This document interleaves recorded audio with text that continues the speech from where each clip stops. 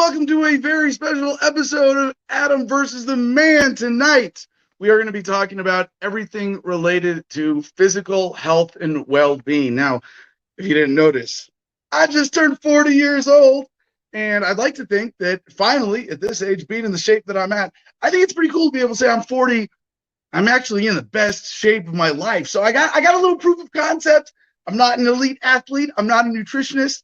I'm not a doctor. None of those things. I'm just a guy who's figured out some shit and wants to help you out, wants to share it, and wants to have a good conversation about living your best life based on my understanding of the world, based on our understanding of the world, based on what I figured out. So tonight's going to be a very short show because I'm going to start talking about veganism, and then everybody's going to tune out in 30 seconds, right?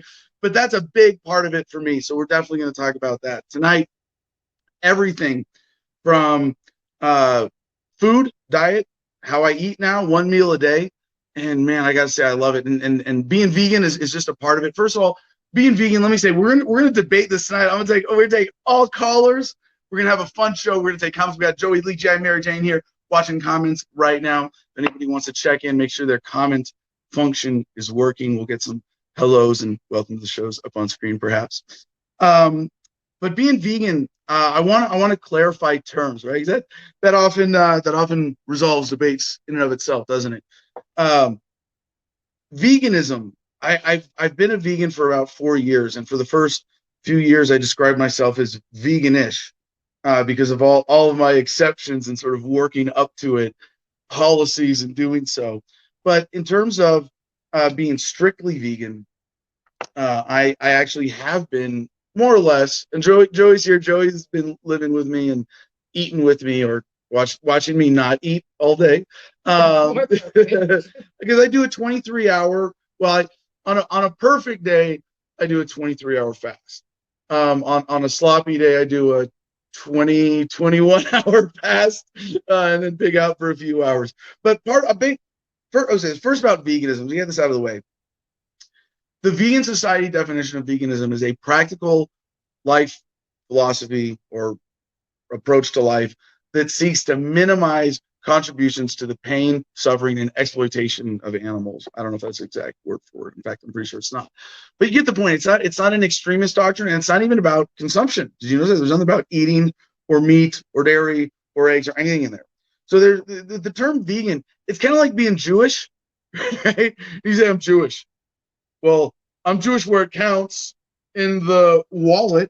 No, I'm also circumcised because I knew you really cared. But no, being Jewish can mean being religiously Jewish, right? And it can mean being ethnically Jewish or genetically of a Jewish heritage. And similarly, being vegan can be the simple dietary thing. Like I'm a vegan, I don't eat meat and dairy, right? And it can be that just simple consumption definition by dietary preferences, and that's fine, right? And then there's the biggest conscious consumer one for me, and for a long time, I was when I went vegan, and it was sort of like when I recognized that animals own themselves, and I know this is something we're going to debate tonight, right? Because I've been poking fun of people on Twitter for being meat eaters, and having a lot of fun with the debate. Basically, why are we talking about veganism? I have been so shadow banned and put in this bubble of an echo chamber online with just my immediate followers, people who seek me out and fans. When I talk about sadism, they go, yeah, government sucks. What's the big deal? And it's a boring conversation, right? If I go, hey, have you thought about being able to like extend the non-aggression principle to animals and not kill them for sustenance?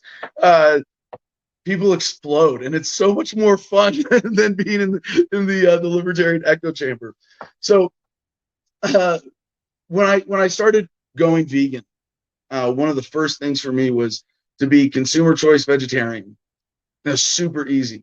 I will never buy or order meat for myself. It's fun, right?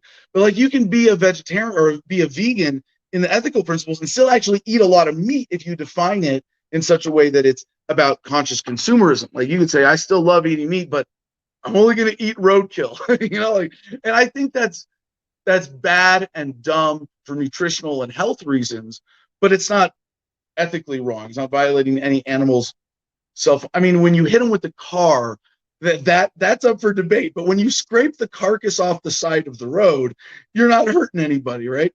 So I support people who are more conscientious along a spectrum. I don't take an absolutist view with either of my applications of the non-aggression principle, either to people or to animals, or even in the nutritional concept for me and how I apply it. But I have been for the last 4 months, kind of as the proof of concept nutritional experiment for me, been strictly vegan, as strict as I want to be. And I got to explain that too, right? I got to explain every little bit of this. I've been pretty close to 1 meal a day. And like the biggest break in this for me was when I went to jail for 12 days. And I made them feed me vegan. I ate vegan, but it was 3 meals a day, and it was jail food. And it was all right. I actually gained weight. And Joey will attest to this, that for me, for the last 4 months, I've had a couple cheat days where I will wake up, and even then I'm not hungry because I'm not in that groove, like that my body, my metabolism is not in that routine. And but I'll start snacking at like noon. To me, a cheat day. And by the way, I never cheat on the veganism. I said I gotta go back and explain to my satisfaction. And Joey will back me up on this. Like I had a cupcake the other day. I'm not gonna name the brand. Gross, prepackaged, processed, national recognized brand, some kind of fucking cartoon animal on the label, right? And for what you're about to right. reveal, So for both things, because I read the label, and it said contains less than 2% of, and one of the animal products in there was eggs. That was it. What contains? So like, if this thing has less than 2% of eggs in it, and it's my treat indulgence, and it's already bullshit on a bunch of other levels, I'm not going to sweat. Oh, it's got 2% of eggs in it, right? So same thing with like traveling. I used to say like, well, I'm a vegetarian when I travel. I'm a vegan at home. Whereas I refuse to kill animals for pleasure, but I will make them uncomfortable to avoid my discomfort when I'm traveling. You know, like that was kind of my excuse rationalization. And it's sort of fine on the continuum of consciousness.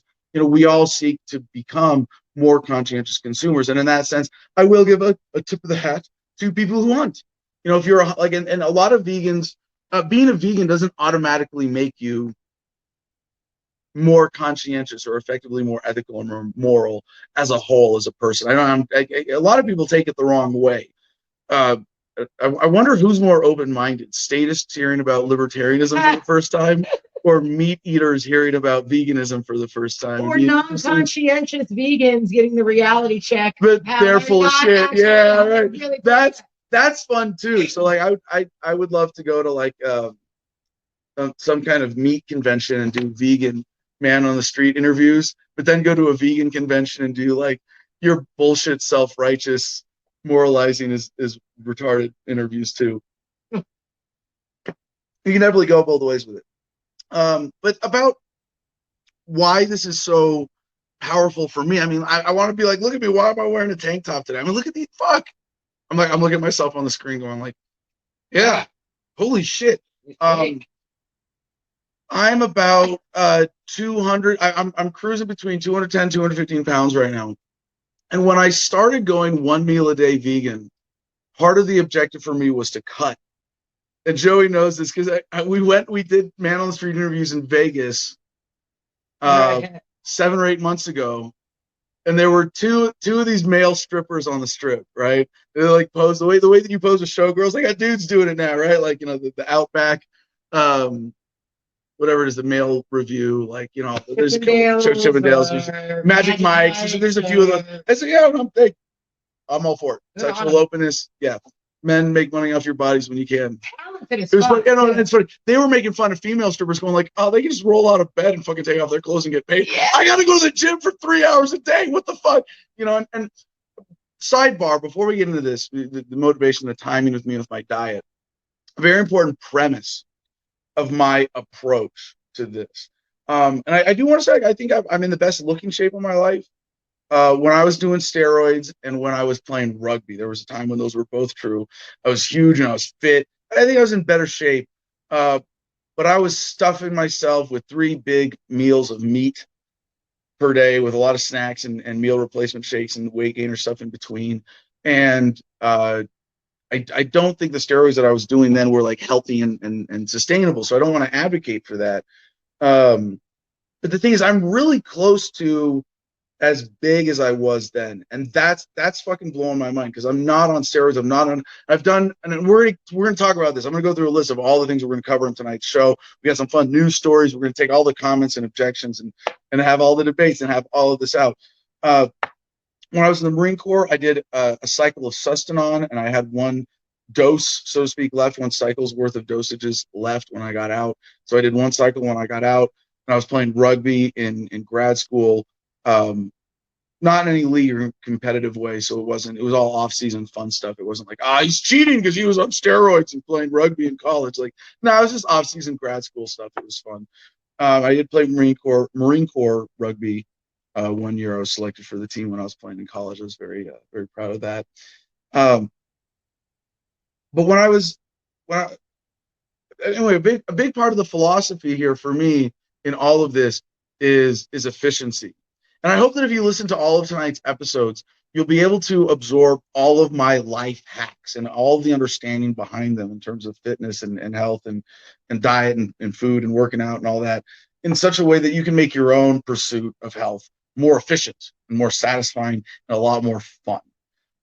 So anyway, with the steroids, I got up to 228 pounds. I'm 5'10", and I was big, you know, and that was by the way, so it's about efficiency and measuring body fat.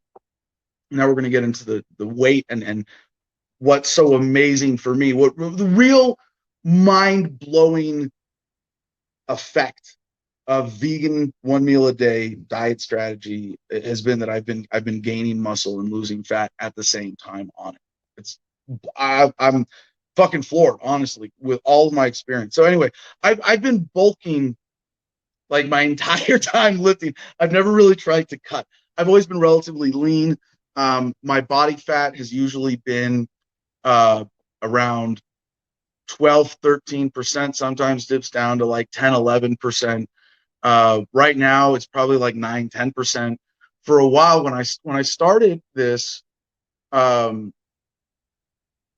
1 meal a day, and Joey can attest to this, it was about 4 months ago, right? Sounds about right. Before I went to jail, right? Right before, yeah, I was like a month or a half before. And I remember this back to the male strippers, right? So I remember posing with them, and they were like, I took my shirt off and was like, yeah, Jim's gonna get it up there. Yeah, like I can hang with these guys.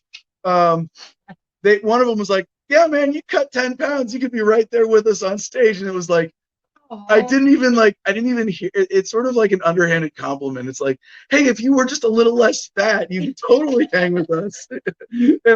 and he was, to be fair, he was right on. I mean, I could have gotten away with it, but I wouldn't have been on the big stage as a dude who's not cut. You know, I was lean. Little bit of makeup to fix that. Yeah, right. Little airbrush the abs on to pump it up a little bit. But yeah, that was me. Thank you, Jim, for popping that up on screen. That was me. About 8 months ago, something like that. Yeah.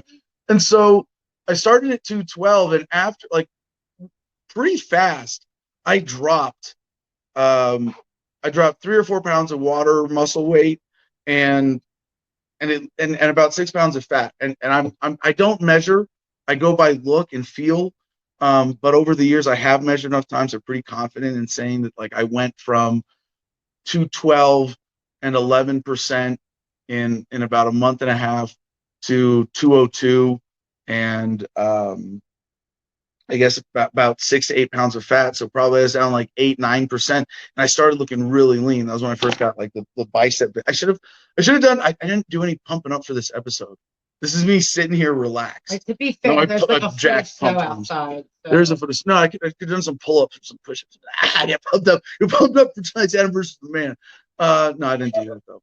But I've got like a visual sense, and so then I went to jail and I kind of interrupted the flow, and I actually gained weight in jail, both healthy muscle weight and a little fat. Well, but you worked out in jail. I did work well. You did what you could. I was in jail 12 days. I was stagnant the first 6 days because I wasn't confident. I mean, I stretched, but I didn't really work out because I wasn't confident in my calorie sources. And that's a tough thing if you've never been to jail to know that you're going to get enough calories to work out. We can talk about jail and working out and everything else in this. But here's the thing is I went into jail weighing 202. I came out back around 210. And I've been pretty consistent, one meal a day vegan. I mean, like I said, my cheat days are, I don't consume a lot of extra calories. I just stretch it out. To me, a perfect eating day is 23 hours of fast. Then I sit down and I have my one meal. We're going to talk about what that meal is, or meals usually are. And I get this, I mean, every meal is a feast. We have one, I mean, we're going to talk about all this, but this is why I'm so passionate about what I figured out for myself with lifting, with diet, with veganism, with one meal a day. Because here's the other thing, and Joy will attest to this too. I haven't touched weights in 3 weeks. Has it been that long? It's been a minute. I've been doing manual labor. To be fair, yes. No, I don't want to say that, but my point is my diet. Just like manual labor, taking out trash and doing ancillary little silly things. No, but absolutely. But here's the thing: is that on a typical diet, that kind of excessive manual labor would cause people to go into catabolic mode, where they'd be eating their muscles for energy. It would be causing people to and me. I know I say most people. I also say me in the past. Like I would have to eat a lot more. And I've been dieting to cut, in the sense, and not like, oh my God, I got to cut. I got a contest coming up. I'm a bodybuilder and shit like that. But like, no, I've been dieting and working out with the intent of cutting, and I'm still gaining muscle. Like really, one vegan meal a day plus 8 or 9 hours a day of nonstop manual. And I go nonstop. That's one of the advantages of only eating once a day. You only have to eat once a day. You don't have to stop and eat all day. You don't have to carry food around all day. You get to have a life all day and then stop and eat one feast and then go back to having a life. And we'll talk about we'll talk about bioavailability. We'll talk about nutrition. We'll talk about supplements tonight. We'll bust out I forgot to get it like sitting here behind me. We're gonna get. Do you want to go get that, Joey? We're gonna get the big box of supplements. No, Joey, I'll get it. You can't even carry it. It's such a big box of supplements. Yes, now she's got to get it. So tonight,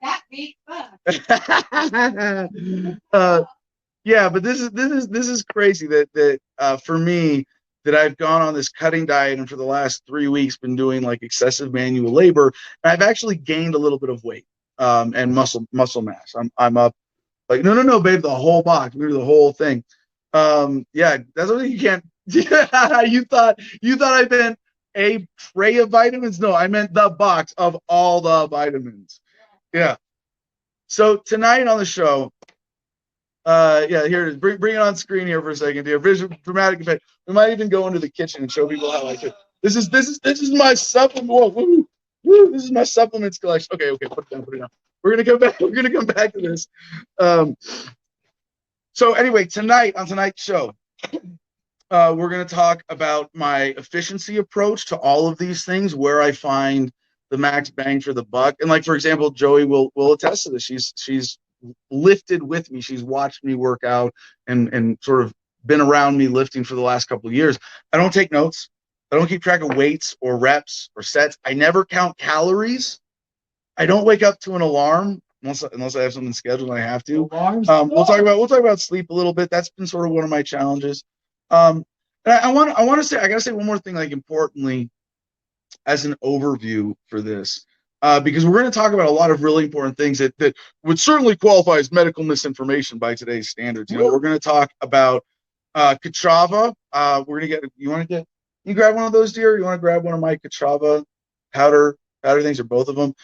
Something we started doing. We're going to talk about sourcing food, farmers markets versus grocery stores versus cans, et cetera, et cetera. We're going to talk about veganism. I know a lot of people want to debate, want to talk about the nutritional part. We're going to talk about supplements, not just, oh my God, look at all these supplements, but how and why I do them the way that I do them. How you cut some out. And yes, how I cut some out with Kachava recently.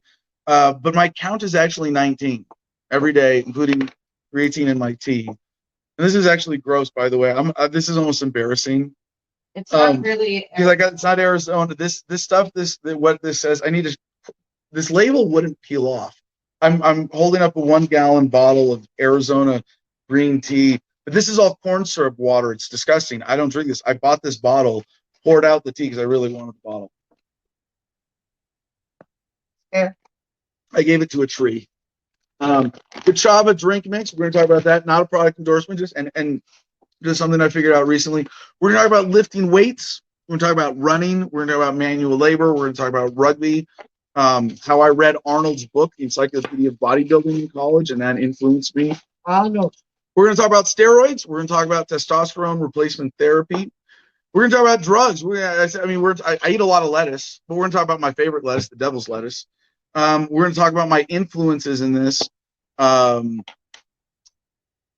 bodybuilders, Chris Sullivan, and I always forget his name because it's Vegan Gains is his channel. Richard something. Vegan Gains on YouTube was a big influence on me. A couple websites, Vegan Sidekick, your vegan fallacy is. We're talking about Elon Musk's must be vegan on Mars. I mean, it's not like you can't not be vegan while you're terraforming a planet. There's no cows there. Yeah, I mean, as a matter of just like nutritional efficiency, if you're generating food, well, we'll come back to that. I know everybody wants to talk about Elon Musk and going to Mars and veganism and steroids. It's a really fun topic when we kind of package it this way. But why listen to me? And this is the last thing, and then I'm turning over to Jim for producer notes, and we'll get to some comments. And people commenting? Are you able to get them up on screen? I didn't see any hi Adams or looking good, nice. Is anybody making fun of my new mustache look yet? See, this is something that just happened. Like my mustache just got to a certain critical mass, and I was like, oh hey, look, it goes sideways and kind of up.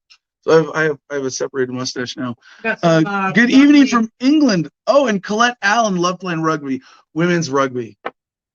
Female rugby players are a special breed. Yeah, you want to field some questions ladies right now? No, we're going to come back to questions. We'll go through comment questions right after producers notes. But let me just wrap up my introduction by saying, like, why should you listen to me on any of this? Mainly because I'm not selling anything, nothing. In terms of like fitness, health, food, shit like this, I don't have an audience because I've been talking about this. I'm just a guy who's figured out some shit who wants to share some stuff with y'all and do it in a productive, empowering way. And again, I think I'm 40 years old. Except, see, like I had to grow my beard out to ridiculous proportions so people wouldn't think I was 30, so I could actually look 40. I'm a dude complain about looking too young. But yeah, most people do. When I had before I started growing this out like a year ago, when I had my face all trimmed up, most people thought I was 5 to 10 years younger. I'm just trying to get through this. Than I actually was. Girls can't do that. What do you mean? I can't do anything that me look older. And there's been a couple. Oh right, you can. Standing in front of somebody and they say something about something from the 80s or 90s, and they'll look at you and be like, "You get it." They'll look at me and go, "But that's before your time." And like we're the same fucking age. I know. Well, Joey is. I mean, despite Crohn's, we're talking about some of Joey's challenges perhaps here, and if Jim wants to chime in on how what we're talking about, what I figured out is related to them. But Joey's also done a great job of supplementing and working out and generally eating clean. And despite Crohn's, also, surprise, surprise, looks a lot younger than she really is. So with that, get your comments coming. We're going to get the call-in link. It's very easy to click in StreamYard. And Jim, producer notes, will tell you all about it as soon as we take our COVID vitamins. What's going on? Yes, COVID vitamins. Let's do that first. Put you up there. Join us.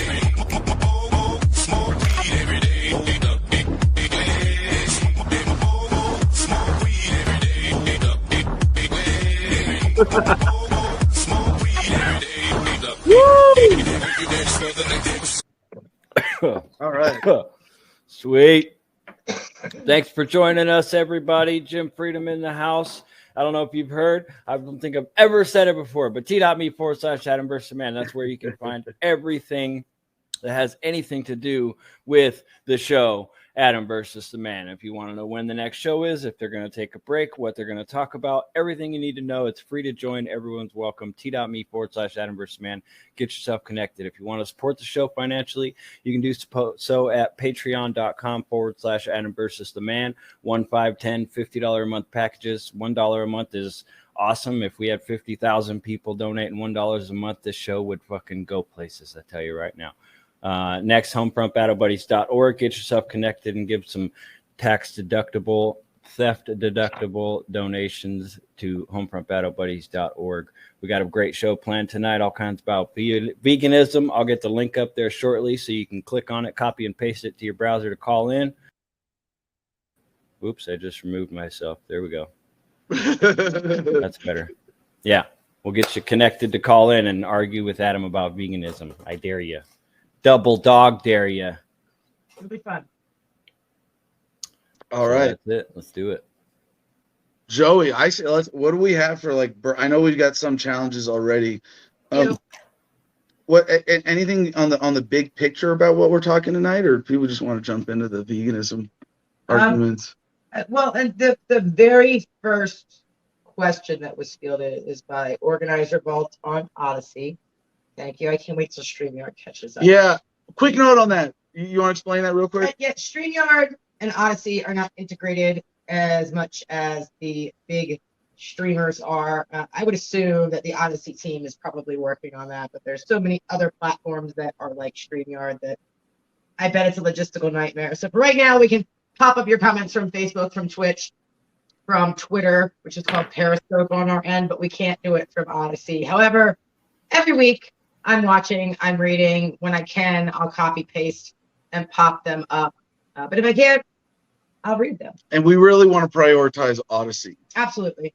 These guys are awesome for what they're doing. They may seem a little slow and glitchy and people may complain about it, but that's because they're doing you a service and they don't have millions of dollars backing them up like the big guys do. So let's support them so they can get better. But no, Organized Revolts had a very awesome question. I think I know the answer to this, but I'm going to let you answer it. What about honey? Honey. So it's an animal byproduct. Yeah. Cheese, eggs, those things are out for most vegans. What about honey? Yeah, honey, it really comes down to the simple ethical question of it. And I'll tell you, I'll start with making myself look like an asshole, to be humble about this. We were doing some landscaping here on the property recently, and we're putting rocks together for campfire circles to make campsites. And yeah, our friend, one of our neighbors, pulled up a boulder and found a scorpion. And there's a picture of this, of me holding it up and posing behind him on the on the Gardenia Telegram page. And right after that, you know what I did? I put him on the ground and I speared him with a stick. You're a scorpion. You're on my property. You know, we have cats that catch and eat scorpions alive because we want to get rid of scorpions the same way we want to get rid of mice and rats. And if you want to talk about the non-aggression principle and a practical element here, as a vegan who recognizes the self-ownership of animals and wants to minimize my contribution to their pain and suffering, I also recognize that an inherent part of life is that life feeds off life, and that in order to protect the human organism, the body, we have to kill other animals, like as a matter of defense. That's sort of, even at least around the margins, inevitable. And if you want to play the silly, ad reductum, whatever argument against veganism, yeah, I get it. There are animals on your skin, that there are microorganisms all in your body and in your gut. And every time you take a shit, you kill 1 million animals, technically, like that, whatever. I don't care. It's how much can we practically minimize that? So I see the scorpion on my property as it's invasive. And it's an unfortunate thing that I have decided as a human, my living space, I'm staking out this space. If you're a rat or a mouse or a cottontail rabbit or a scorpion on my property, I'm going to kill you or chase you off. If I can easily chase you off humanely, I will. In terms of like a scorpion, I can't really rely on a scorpion if I carry it off, pick it up and carry it off my property and like put it outside. It's gonna come right. I think you can breed. But a snake. So we had so last time this happened with a rattlesnake, I picked it up with a shovel. I put it in a wheelbarrow and I wheeled it, and I was able to get it, because I think there's like, not only can a scorpion barely feel suffering, but it's sort of less value biologically. Really? Scorpion lived a good life. Are there scientific researches on, what do you mean a scorpion can't feel something? No, it can't feel as much. The complexity, because so part of the premise of what I'm proposing in terms of my veganism is that there's a continuum of suffering as well that can be experienced. And the higher a life form is, the more complex its intelligence, the more value we have in reducing its suffering, the less exploitation we are going to get benefit from in some way.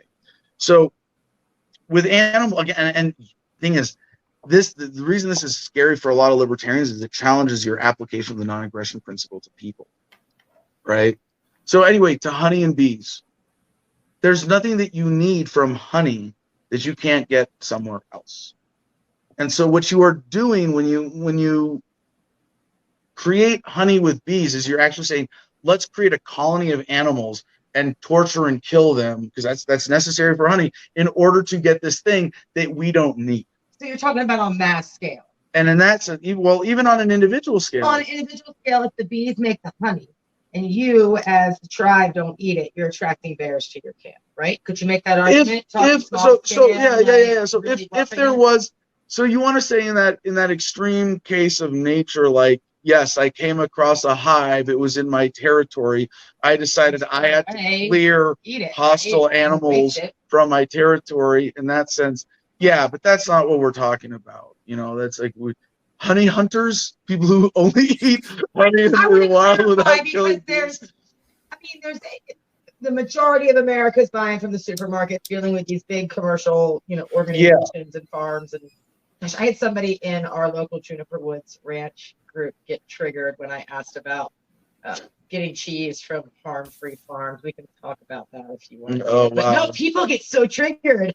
But yeah, there's other reasons if you're living off grid and hunting your food primarily. Yeah. So let me put this in order too, so that we're clear about the sort of moral priority hierarchy, right? It's most important for me that you apply the non-aggression principle to other human beings. Okay, let's start there. Like, if you can't do that, fuck off. Right, that's the first. Can you respect that other human beings own themselves and deserve ethics? If you can't do that, I don't really care about the rest. Right, that to me, that's really, in terms of like calling people to a higher standard of ethics, that's number one. Should be pretty simple. Number two is can you live by the principles in terms of how you interact with government and the state and society at large economically with your job? Right, can you withdraw your material support from evil corporations and the state, right? Next thing, conscious consumerism. Can you strive to be self-sufficient? And this is where, I want to say, as part of the premise of tonight's show, I am open to being corrected. I am open to improve. In fact, I'm going to tell you some things tonight that I know I do that are not optimal. I mean, hey, tonight's show is all about me, right? Hey, I get the benefit of putting my own practices under the microscope over the course of this episode, and I am appealing to the audience to help me improve as well. So, Empty on Odyssey brings up right now about the bees. Some people are bee farming simply to try to make more bees because they're going extinct, right?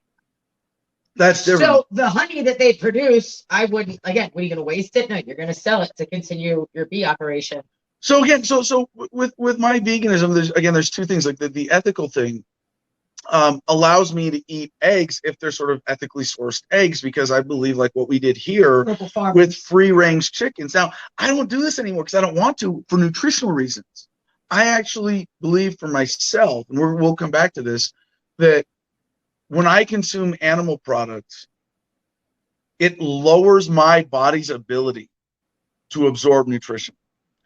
And we'll come back. I think we'll come back to this.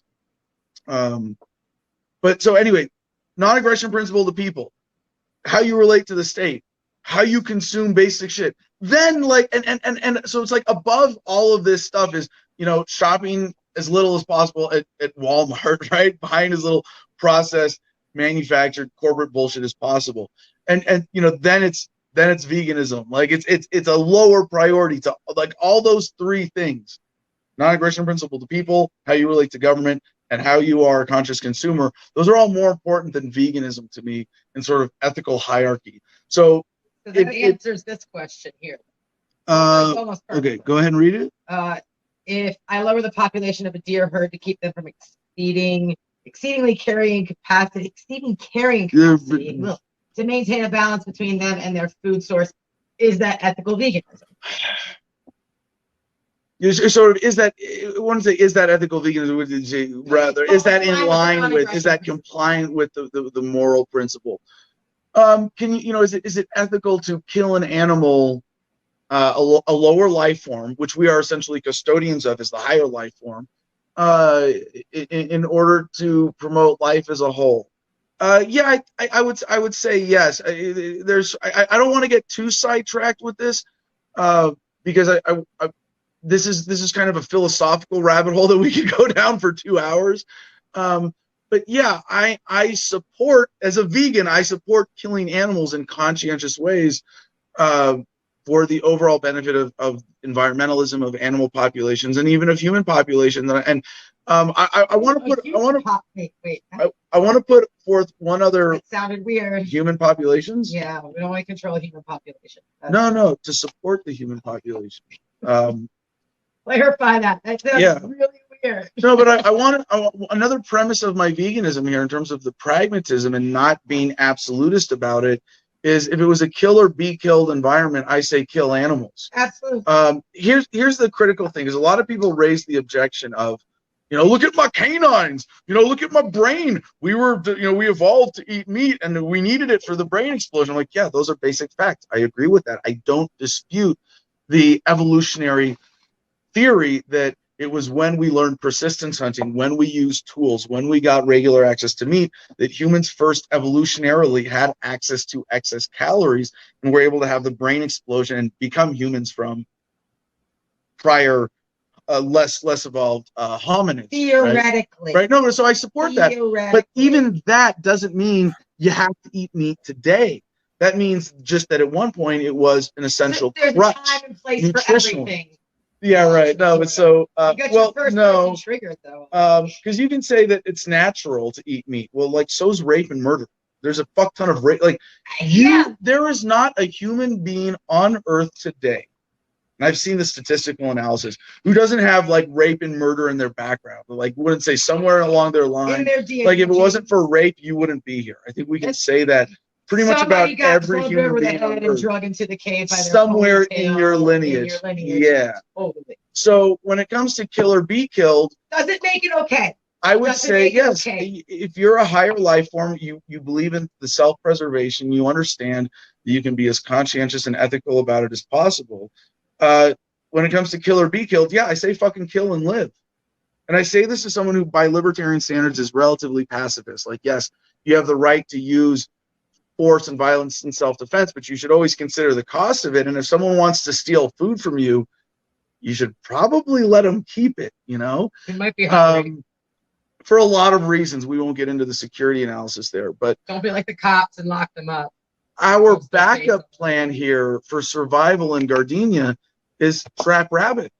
And if it was die or kill rabbit, we're going to kill rabbit, but if you're killing, once we evolved with technology, with the internal combustion engine and agriculture and industrial processing and the economic development of trade, meat not only became an unnecessary crutch, but at the point at which we became capable of feeding ourselves and eating better with vegetarian or vegan sources, what you are doing is killing animals for pleasure. And that is a line I absolutely refuse to cross. I will never kill animals for pleasure or pay other people to kill animals for my pleasure. Because that's what it's, you're doing it for the mouth pleasure. It's for sustenance, not when you have the choice of something that doesn't include killing animals for pleasure. All right, we have someone triggered, Jeffrey Brown on Facebook. I am skeptical. You're onto a new dogma. But the real problem you're trying to mitigate is your narcissism disorder. No. I've been a narcissist for a lot longer than I've been vegan, sir. According to the internet, very clearly. No, my narcissism is nothing new. It is obviously just clearly deep-seated and uncurable, according to every troll on the internet. That's not even a good troll comment. Look at that. We have one caller backstage already, so whenever you want to, however you want to handle that. All right. Well, let me do. I'm gonna say one more thing about veganism here, and then we'll take our first caller on this. So there's a great website called yourlogicalfallacyis.com, And this is wonderful for every subject. And for people who believe in libertarianism as a rational philosophy, first and foremost, in a sort of objective sense, the yourlogicalfallacies.com website is really powerful. And it's got all these little icons like straw man, false cause, appeal to emotion, ad hominem, slippery slope, the fallacy. So this is really helpful for a lot of people who are new to argumentative ethics or talking about politics. And you jump into the mainstream political conversation, it's full of bullshit fallacies. Study logic and reasoning. Study yourlogicalfallacies.com if you're not, and know it so that you can reference it. Right now, where I'm going with this is that there is a takeoff website called yourveganfallacyis.com. And it's like animals are not intelligent enough to matter. Eating animals does not cause disease. Eggs are not unethical. Humans would starve in a vegan world. I'm on top of this. And it goes through all this. And if you guys want to bring all these up, whichever ones are relevant to you, because a lot of them were for me. And it's not eating meat is so deeply ingrained in us psychologically. I say evolutionarily. I'm not going to argue that like eating meat is unnatural or any bullshit like that. No, but it is so ingrained in us that even though the logic of veganism is so obvious and overwhelming, it really does take some processing. So I am open to people transitioning. I am open to people taking the time to process the ethical and logical considerations and all this. And finally, one other website, and we can come back to this, vegansidekick.com. And they have a debate guide and a comic database and Patreon, books, clothing about, and maybe we'll do some interviews with these people in the future, vegansidekick.com. And if you click on comic database, this is what I've been using for Twitter. You can download there's thousands of these single panel or single image comics that just make the basic vegan argument irrefutably and in a conversational style that's only made possible with comics. And 4 years ago when I was transitioning, this is kind of what did it for me. I hate to say it, I hate to admit it, but like it's because it's kind of dumb. You don't have to. This guy, memes change people. Yes, memes.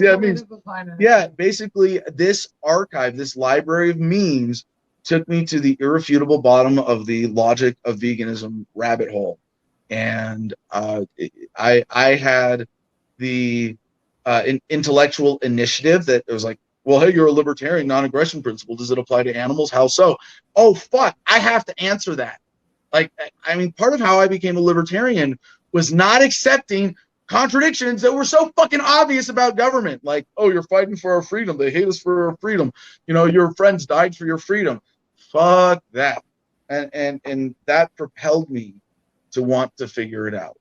And similarly, I had that motivation when the question of veganism came to me as a libertarian by a few of my friends in the vegan movement. I got to give another shout out to Kenny Palorentano, the anarchist chef, vegan advocate, amazing cook who's catered some parties here in Gardenia, who has done, look up Kenny Palorentano.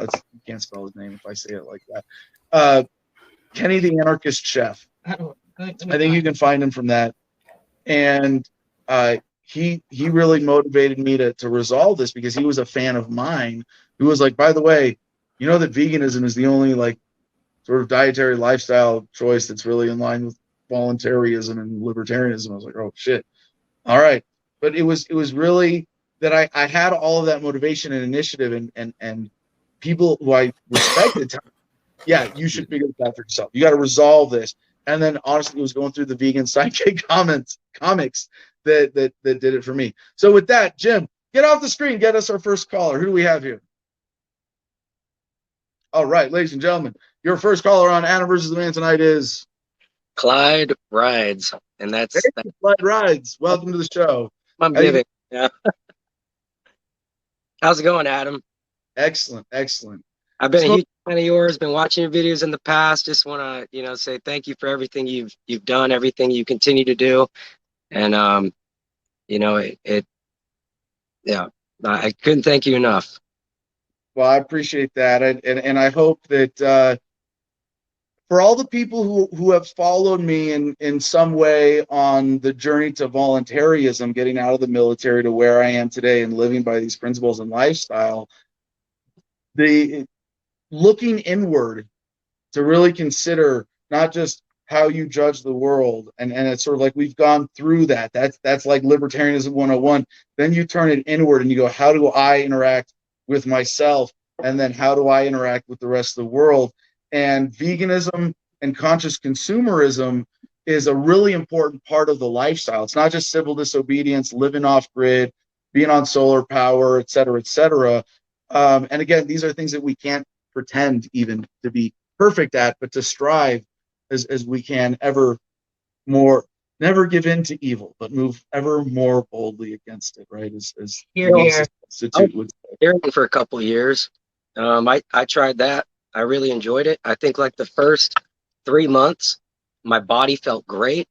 I felt like I didn't have to go to the stores and worry about the cancerous meats and worry about the process, and then that ethical dilemma. And I'd really like to try veganism, but out here where I live, it's really hard to get fresh veggies or veggies year round. I had to change my diet. I had to go back to eating meat as much as I would rather not be in that paradigm. That's kind of where I'm at. Okay, so you're saying for practical logistical purposes, your ability to assemble a vegan diet that was at least as healthy as your meat eating diet was not quite possible, not really practical. Wasn't gonna work, So yeah, no, so I do respect that hypothetically, right? Yeah, you know where I'm going. I'm gonna put you on the spot here, right?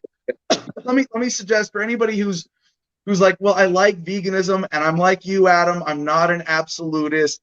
It's not gonna break my heart to eat meat. Like, about that for me, a quick sidebar on the, what Joey will testify here is, until 4 months ago, I was absolutely strict consumer choice vegan, but kind of sloppy on the, well, I'll eat leftovers, or if it's going to waste, and that's fine. Ethically and nutritionally, I don't want to judge. Like, there's an ideal of perfect health, and this is where I won't judge people.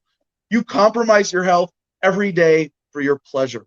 And I say, yeah, you take risks. Yeah, have fun, enjoy that. If it's like, for me, if you eat sugar and you're a little overweight, and that's your choice to compromise your health to enjoy that, if you're doing it intelligently, you're not being stupid and unconscious about it. It's a conscious indulgence and a compromise of your health to enjoy life. Yeah, I'm not going to begrudge that. I'm not going to judge that separately. But if you're doing it, like if you enjoy sugar, like that's your vice, you love sugar, fine. You're eating pure cane sugar, something organic, agave nectar, whatever it is, cool. But if you're eating high fructose corn syrup, I'm like, you're a fucking idiot. Like, no, there's no you're getting all these health compromises, things you have to pay for that are worse with the toxicity of an addictive nature of high fructose corn syrup that you don't need to get the payoff of the sweet tooth indulgence that you want. That's bullshit. That sucks, right? So to turn it back to your case here, when you say it's not practical, like, I can respect that. Like, if I was out here and let's say, we had a real apocalypse scenario, I don't have my garden built. Until I do, I'm gonna hunt rabbit. I'm gonna, probably trap rabbit. We eat the neighbor's chicken eggs. We got chickens, with chicken eggs from the neighbors. But Yeah, the reason not to, is that vegan eggs? Is that no, absolutely. Well, in one sense, by one definition, yes, and by another definition, sometimes. Sorry, Yeah. by one definition, no, never, because vegan, if you say doesn't consume animal products, then eggs, absolutely not. By the other definition, if you say practical, minimize suffering and cruelty and exploitation towards animals, if you have free range eggs, it's voluntary, it's relatively compassionate, humane, I can say sort of, at least it's more ethical. You can have sort of ethically sourced eggs. But I want to get back to your situation, because a lot of people find themselves in that dilemma of pragmatism. where I can make the moral arguments and they say, yeah, but for me to be my maximum healthy person, you know, in my circumstance that I have chosen, I got to eat meat because it's not practical based on where I live.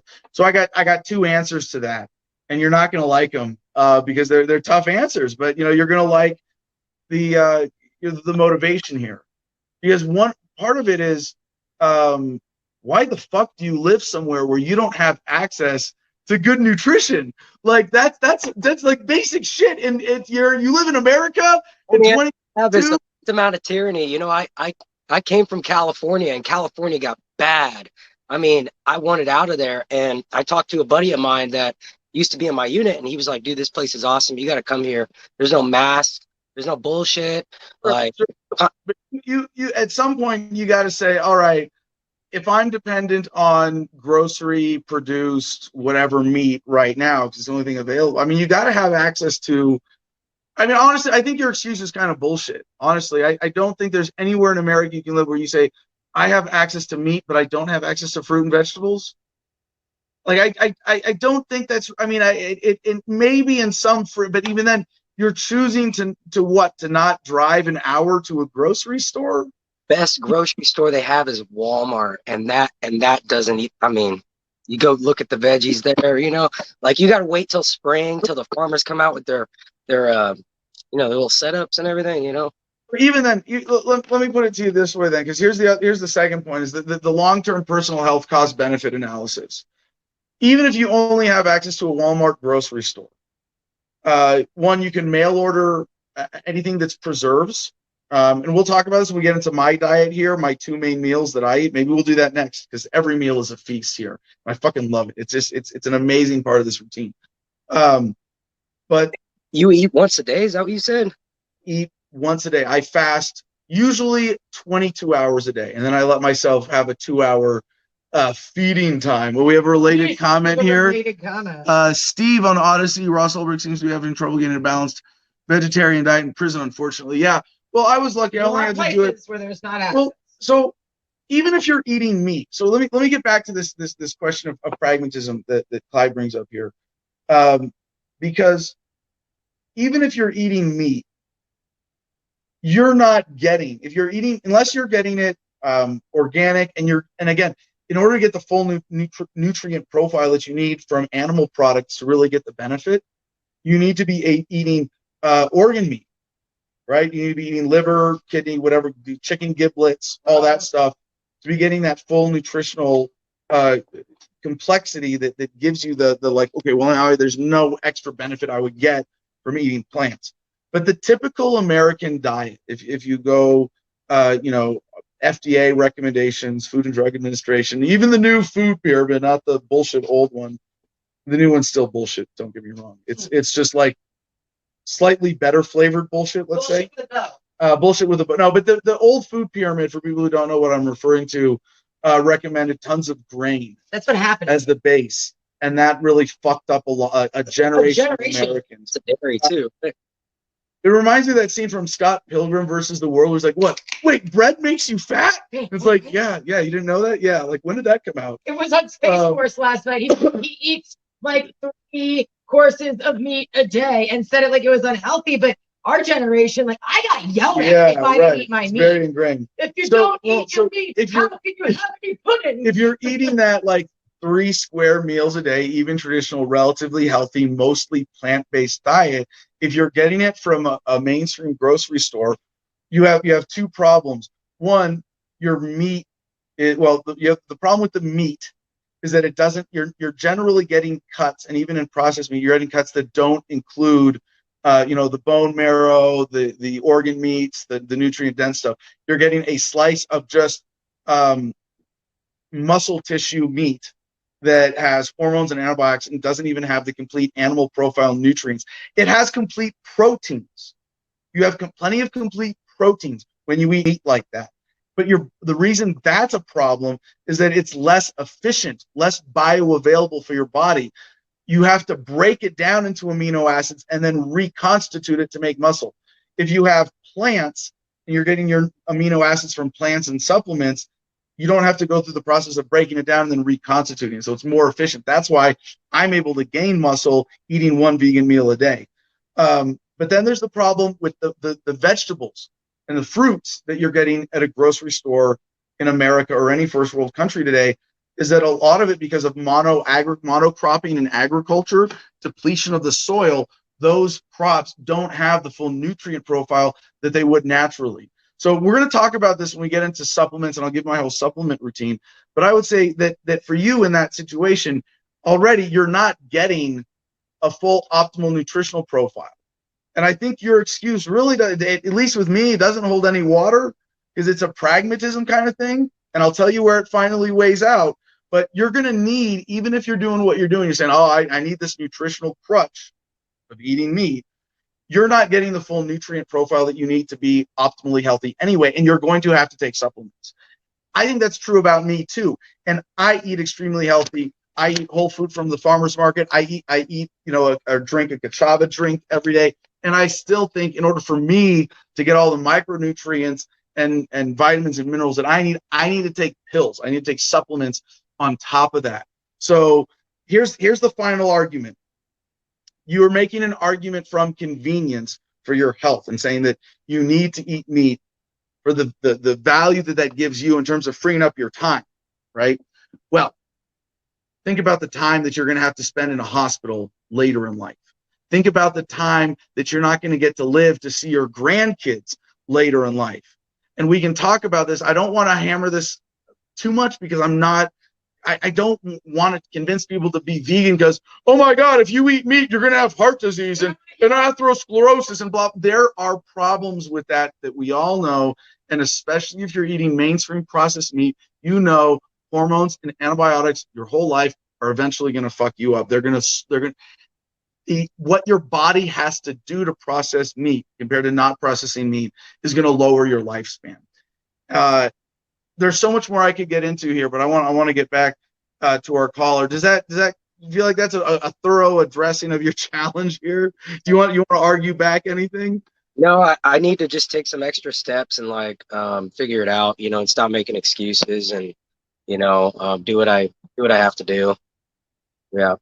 So I would say that's awesome. It's not hard. It should be easy. Right. Everything's a struggle. We get used to doing things in life, and it takes time. So don't beat yourself up over not being there. Yeah, no, I'm really glad you made this challenge though, because the motivation for someone like you has to be really intrinsic. It has to come from a point of self-love and say, I want the best diet for myself to be my best self long term.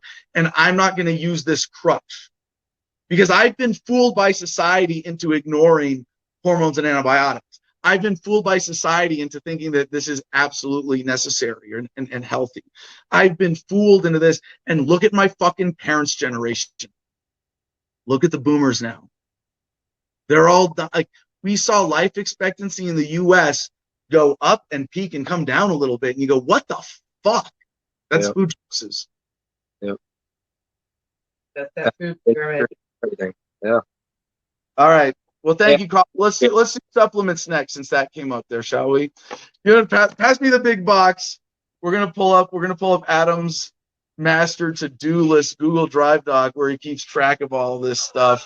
I'll get the caller off. Thank you for the call very much. We need the full screen to show you Adam's crazy box of vitamins. Oh my God! Do you need a whole other table for this? No, we'll manage. This is. This is my pipe is in the way right there. Here, by the way. Yeah. Thank you, Producers Club, again. So this is my supplement routine. And this is a drawer that goes into a cheap plastic cabinet. And when it comes to supplements, so what I used to do was morning and night. Now that I do one meal a day, I take supplements twice, once before the meal and once after the meal. And that's just to sort of spread out the dense stuff, so there's not too much that's on an empty stomach, so to speak. But I have these awesome vitamin trays. And I used to do ones that flipped up. I really recommend these. Quick little life hack, because everybody knows that you should at least be taking a multivitamin, right? Here's the first thing. Based on what I said during that call, y'all need to understand if you're not at least taking a multivitamin, unless you have designed the perfect organic, varied, everything vegan diet, you're going to have some nutritional deficiency. It might not be noticeable, it might not be significant, but I don't think without at least a multivitamin that ensures you have that basic floor of a complete vitamin mineral profile, you're going to have something that you're going to suffer with. And it's like, why not use this technology and this awareness of nutrition that we have to live better? So it was part of my efficiency thing. A lot of the vitamins that I take say, oh, take it 3 times a day, take it 4 times a day. I'm like, fuck that. You want me to take vitamins 4 times a day? I don't know about that. So I reduced it to 2 times a day. So it was morning and night. That was before I went to 1 meal a day. Like I said, now it's before and after. So this is 4 rows of vitamins, but each row is a before meal, after meal, before meal, after meal. So this is not a week. This is actually 2 weeks. I have 4 of these bad boys here, and what I do is when they're empty every 8 weeks, I lay them out on the table. Actually, these work really well, and I want to specifically advocate for this style. I don't know about this brand. I found these on Amazon. They were about $20 each. The flip top opens up with these things that slide out, so it's really easy to do one thing at a time. And then this whole thing lifts out, so you can line them up and fill them up really, really easily. And it takes me about an hour, 2 hours maybe, when I do that every 8 weeks.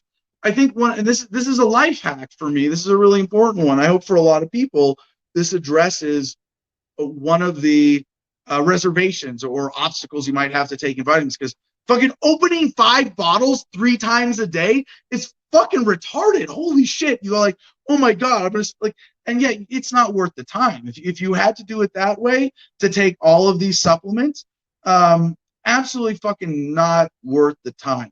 If it's just a multivitamin, you're taking a multivitamin once a day, okay, you got a bottle, pop the bottle, 1 pill. What's the comment there, dear? Where's the comment? I didn't do that. Oh, Jim put it up on screen. Jim. Everyone's body being different. How can people know which supplements they should be taking to maximize their health? Excellent question. That's sort of what I'm getting to next here, Jim. So, first of all, multivitamin is a basic thing. What I take is Rainbow Light Men's 1 multivitamin, Rainbow Superfoods Blend and Probiotics, supports immune, bone, and brain health, non-GMO, project verified, certified raw, certified clean. It's vegetarian, so I assume there's something that's like derived from some animal product in here. It's not perfectly vegan. You know what? I don't really care. I have 1 supplement that's not even vegetarian, I suppose, that I want to get away from. And you can see there's some that I'm transitioning from, like from fish oil to something else. So Jim asks how to maximize. And I would first say, pick a multivitamin. I like this brand. I recommend it. Pick one that's appropriate for your lifestyle, your budget, whatever. So that's the first thing. 1 multivitamin once a day. I also take a caffeine fat burner, and that's in the bedroom because I take that first thing in the morning. That's a Hydroxycut Hardcore Elite, because they all have stupid names. So that's something I take for caffeine and appetite suppression, and just energy in general during the day, and it serves me pretty well. So it's like if you want to cut, so this is going through the thing for Jim. If there was a general process, I mean, I could go through all of mine and say, here's how I did it, but I should answer Jim's question in a more general sense. So 1, pick a multivitamin, and then 2, go through the list of everything else that you could possibly want to take that might help you out. And then decide, is this appropriate for me? Now, I spend a decent amount of money on vitamins. I order them on Amazon. I get them as cheap as possible. I think in that sense, online shopping and Amazon, as evil as it might be, is a great force for efficiency, which is essentially good for economics, for making more stuff available to more people to live better lives. So what do I spend? Like every 2 months, I spend about $200 on supplements every 2 months. So every 2 months I go through, and when one of my bottles, I look at it and I go, oh, I don't have enough for the next 2 months. Oh, I get on Amazon, order it again. And I end up spending, I think, about $100, $150 a month. That's a lot. That's an expensive vitamin habit. It's better than me having it $100 a week. But considering just my overall diet being a lot cheaper, and then if you go, Well, what's the price of a Starbucks coffee every day? Yeah, that justifies it. You know, and I live on $1,500 a month for the most part, like, and really less when it comes to what's my lifestyle. We're going to talk about this because what are Joey, this is sidebar for a second here. I own my property. I don't pay rent. I own my car.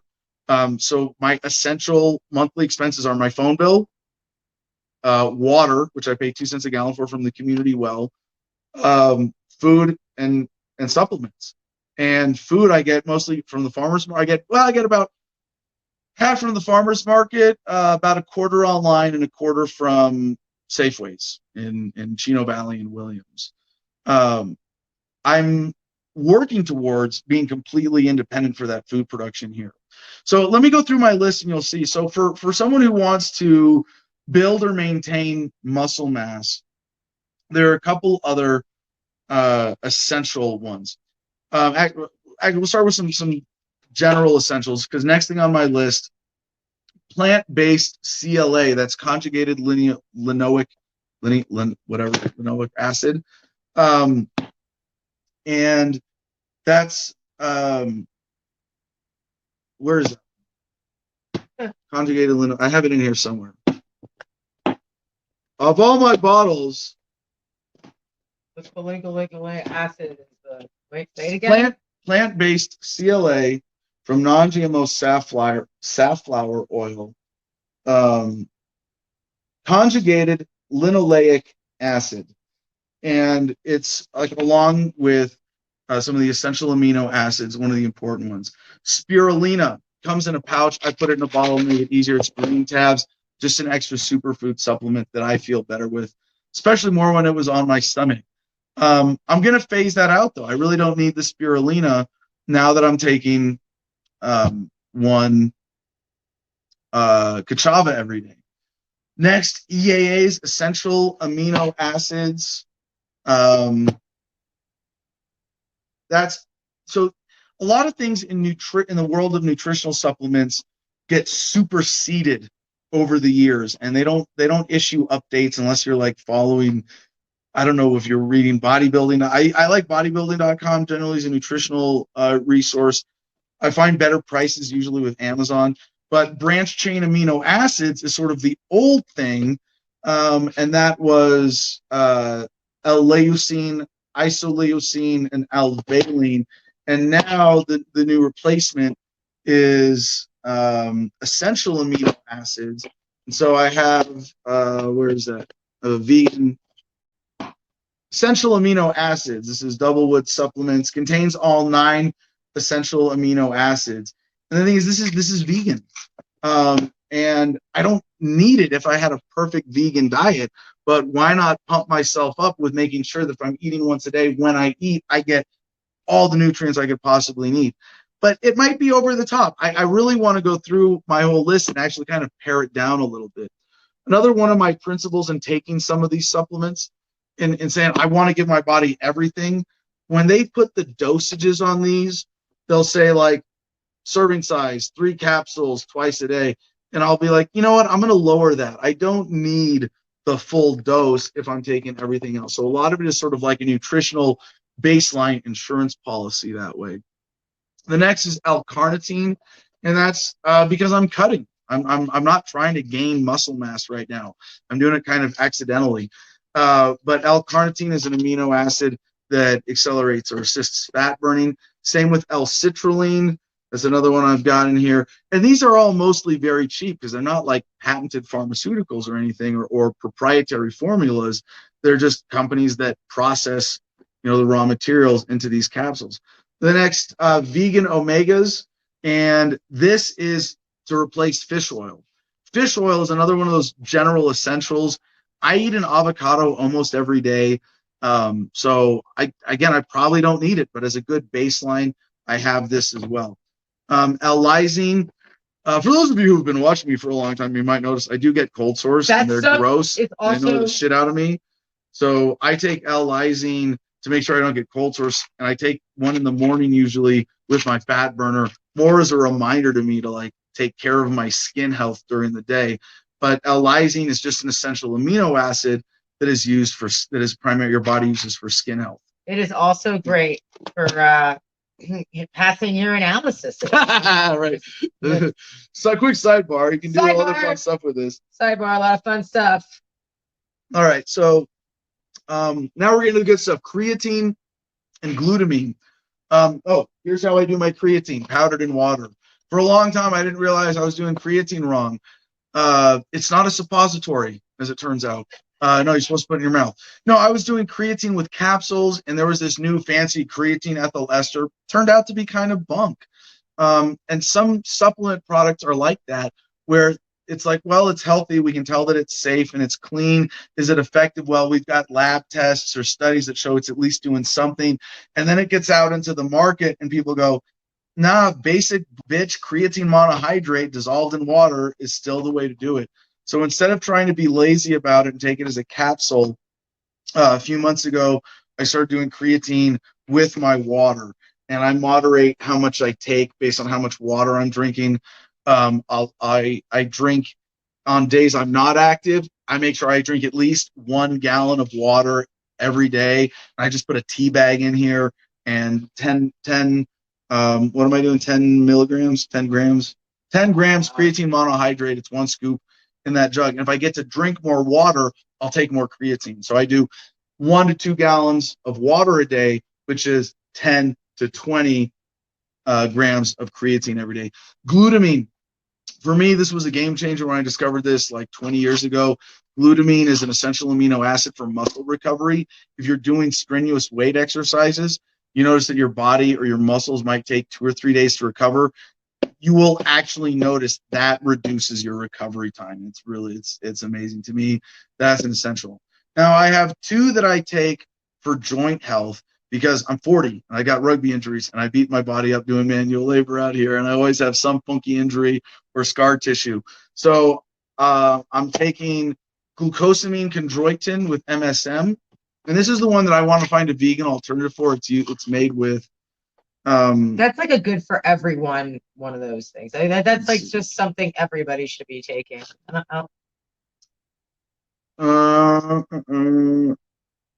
that in with the multivitamin. Throw it in. Oh yeah. Well, Yeah, so this one contains shellfish, crab, and shrimp shells.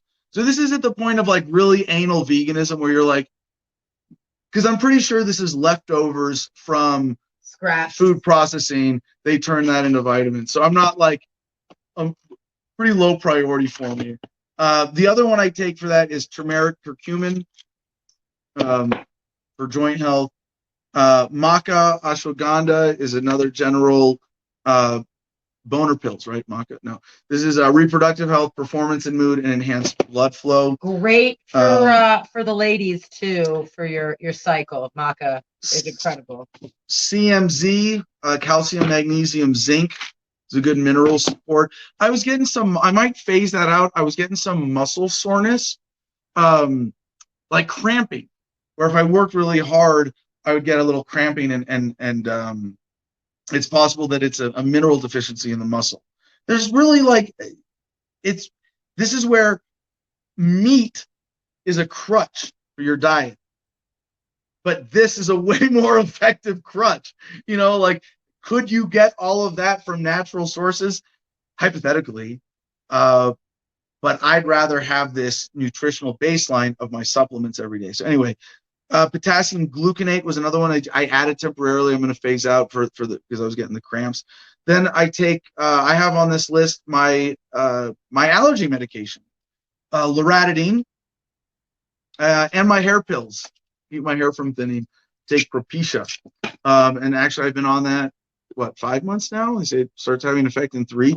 Like it used to be, my hair was like really noticeably thin on top. Now it's just barely. So yeah, I've been very happy with that. And the last thing is Kachava. So let's put this away. And pass me that big envelope there, dear. And this stuff is awesome. I found this recently. Kachava Tribal Superfood, a blend of organic superfoods and plant-based proteins inspired by ancient wisdom, all your essential nutrients in one, the whole body meal. They have these in 4 flavors. I got chocolate and chai. There's a vanilla and what's the other one?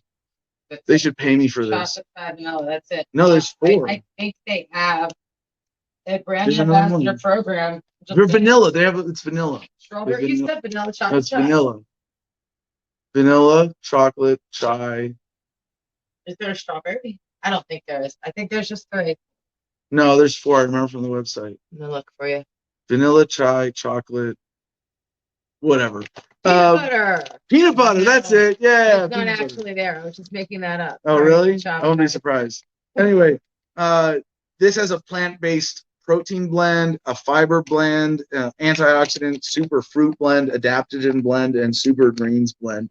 So this really, I should probably be taking 2 of these a day instead of 1 a day for my size, and then cutting out a handful of those supplements. Anyway, when we come back from our next caller, we can talk about steroids and testosterone. We don't have any callers?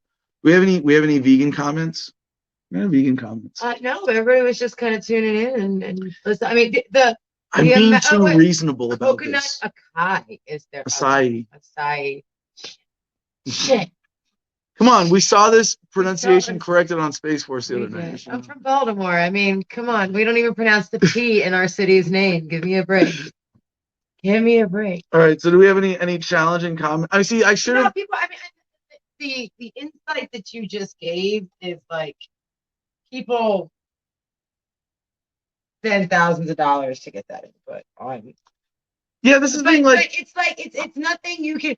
You can always tell people what supplements you take, and the multivitamins, everybody needs those. That's why they're multivitamins. But outside of that, you got to do your own. And I'm somebody that I took a butt ton of vitamins in my early 20s, and my logic then was, Joey, you're doing way too many fucking drugs. But Joey, why is Joey not on screen? I don't know. Where's Joey on screen? Hey. No, my logic in my 20s was like, you're doing entirely too many drugs. You're staying up entirely too late, burning the candle at both ends. You better hydrate and you better keep your supplements about you. And I've done that most of my life, except for periods of time where I can't afford it. Like you said, it's very expensive unless you've made the full shift into, that conscious lifestyle. In Babylon was when I had to back away from the supplements because I couldn't afford it. But I still took some, like iron, something that I need before my period every month. Yeah. Oh, and I got great point. I take iron, women and women's cycles are much more personalized and individualized and dictate a whole other nutritional set of needs. Yeah. Yeah. And I changed mine up. I got Adam gave me his old flip up. Yeah, she got the hand me down. I got the vitamin. Oh, to try it, and then if she likes it, we're gonna upgrade you to my choice, I used right? to wake up in the morning and open my cabinet, take all these. And you dread it. You dread it. But but it's a pain in the ass. It's a chore. But it made me late for work. Yeah, right. No, right? opening multiple bottles multiple times a day is an obnoxious fucking chore. It really is. And it creates great to this just sit down for negative 20 minutes. association with taking your vitamins as opposed to, oh no, I've done it in advance. It's all thoughtful. It's super efficient. It's in trays. I just pop it before meal, after meal, boom, I'm done. Or if it's for you, like maybe we should talk about the 1 meal a day thing next. Maybe we should talk about Adam needs to get preachier on his podcast so he gets more trolls like he does on Twitter. No, but Joey, this is let's talk about the meals, because I want to tell people about the 1 meal a day strategy and why I like this, and I kind of want to have you backing me up here as the objective observer in my life, right? I suppose. I can't. Okay, so when you say 1 meal a day, people think just that. They don't think about all the supplements. When you're taking your supplements throughout the day, and you're drinking your creationine and getting your vitamins all day, you're not really having 1 meal a day. No, you're kind of fucking eating all day long. Only when I do mushrooms in the morning. Psilocybin. No. So Joey's point was important for how I used to do it when I was doing like when every day was like when I was doing an 8-hour fast and 1 meal a day, as opposed to now legitimately 1 meal a day. But no, creatine doesn't have any calories. My caffeine fat burner doesn't have any calories. Lysine is an amino acid that I take in the morning. No calories. I am actually doing a fast every single day.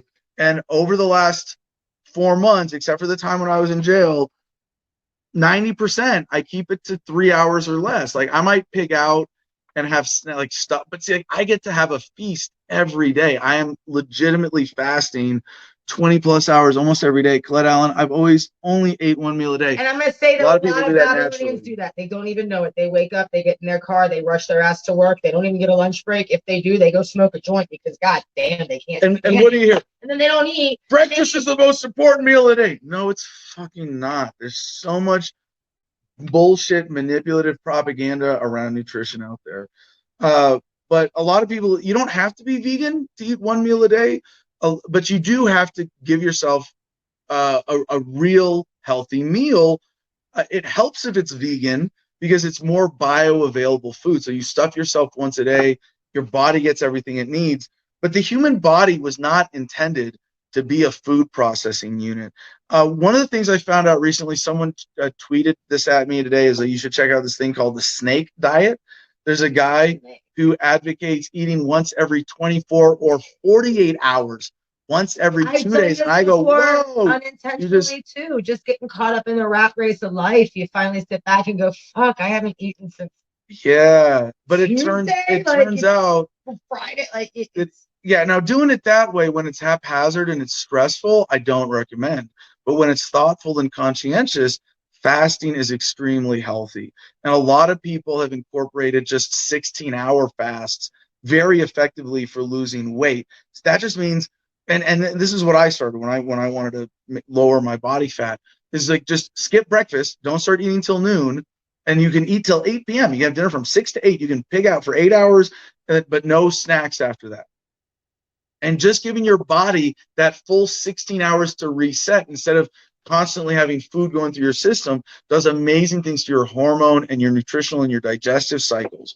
So, yeah, and look, as somebody with Crohn's who for a long time I didn't know what I had, and the medical community didn't even have a name to give this thing for a while. But when I would go through my periods of rapid weight loss, where I would go from legit like 120 down to 80 pounds in 30 days, and it's like nothing in my life changed, the doctors would tell me to eat one big meal a day. I'm like, what are you fucking crazy? You would eat once a day? And they're like, no, your metabolism will slow down. Just eat as much as you want, but just once a day. It can be morning, noon, night. I don't give a shit. Yeah. Eat once a day. That's it. And it's always helped me gain weight. Not right away. It took me years to learn that I have an issue, and there's actually foods that make this issue worse, and I have to take them out. And as I learned these things, of course, that changed. But now it's so with my Crohn's, my body does not absorb vitamins and minerals the way everybody else's does. It's almost like you throw food in a trash can, and the trash can's got this big hole in it. So most of the food falls out, but some of it stays put. Like that's kind of the best way to explain it. Yeah. But eating 2 or 3 times a day for me is important. That being said, eating could be a smoothie or a Boost nutritional shake or a piece of cantaloupe. It doesn't have to be this crazy eggs, bacon, this, the other. The amount of food that Americans have been trained to eat is terrible. Yeah. It's not just, you're getting fat. It makes you tired. It's even if you don't get fat, even if you're someone like me, I can throw the grossest food down my face and not gain weight. In fact, I'll lose weight if I start doing that. And some people would say that's a superpower, but I feel like shit. So it's not the weight you're putting on that necessarily makes you feel like shit. It's what you're putting into your body. The weight's just a side effect. So I want to talk about one of my major influences before we talk about the every meal a feast and how and what I cook. But Dr. Noon Amin Raw. And his video is amentaeliteathlete.com or Amen. Yeah, you can look him up. We're going to have notes at t.me/Adam versus the man. I put it in the producers club already. We're going to add these links that I'm mentioning here in the show. And we'll have, we have a couple of, well, I already covered the websites. We have one, so we're going to talk about Elon Musk. But no, it's Amenta, AMENTA, eliteathlete.com. And it's Dr. Noon Savasiva Amin Ra. He's a PhD and MSED and has all these nutritional blah, blah, blah. what he figured out though, well, he has a famous video on YouTube on someone else's channel where someone interviewed him, and it's called Vegan Strongman Eats One Meal a Day. And actually I'll make sure that that is also in our notes so you can find the link for that. And this guy is super fucking ripped. I mean, he's like 6% body fat, and I feel like this is what I'm working up to. I think I've got a little bit more mass than him, but just barely, probably not. He's a little bit older, and he has legitimate deadlift, weightlifting records, powerlifting records. He's like a pro, man. And one of the things that he talks about in this and it's a 36-minute video. This is the most research I've done for this because I based my regimen on him mostly. I actually watched the video and took notes because it's not very well organized, and his website isn't very helpful for you to like just get the basics of what he does. But this 36-minute interview is really helpful. And the 1 meal a day concept is makes so many amazing things possible. But the reason I wanted to mention Dr. Noon Amin Ra, aside from being the major inspiration for my current fitness and health regimen, is that I keep losing my train of thought here now. You need more beef. The initiative for him in his research was longevity. And in all of the scientific studies, reducing calories to an organism makes it live longer. And this is sort of like, I don't want to present it as a universal. I know, yeah, of course you can starve something to death and it's gonna die. But in terms of the way that most biological complex organisms work that are, like animal organisms, is excess calories over time reduce lifespan, because your body's energy, instead of living, is going towards processing food. And this is why I say it the way that I did, is the human body is not intended to be a food processing unit. Stop abusing it as such, and stop struggling working out more than you have to in order to eat way more than you have to. That's some dumb bullshit. Right. Daily fasting and 1 vegan meal a day, and enjoying it as a feast every day. But having regular fasting or liquid diet, don't want me. I can't. Let me finish the point, Joey. You got all the time to be heard. Let me finish the point. So, with the longevity, that's what he started with. He started with so if you give your body more calories than it needs, and this is what I used to joke. I lift weights and I work out so that I can eat more donuts and ice cream. And it's like, yeah, that's fine. I can respect that from the perspective of like, that's your compromise, but it wasn't worth it for me. And every calorie that you consume more than what your body needs is you hit a point of diminishing returns, but then there's a negative returns point. You're eating more and you're enjoying more food, and you can, like me, I was able to cruise because I had a lot of muscle mass.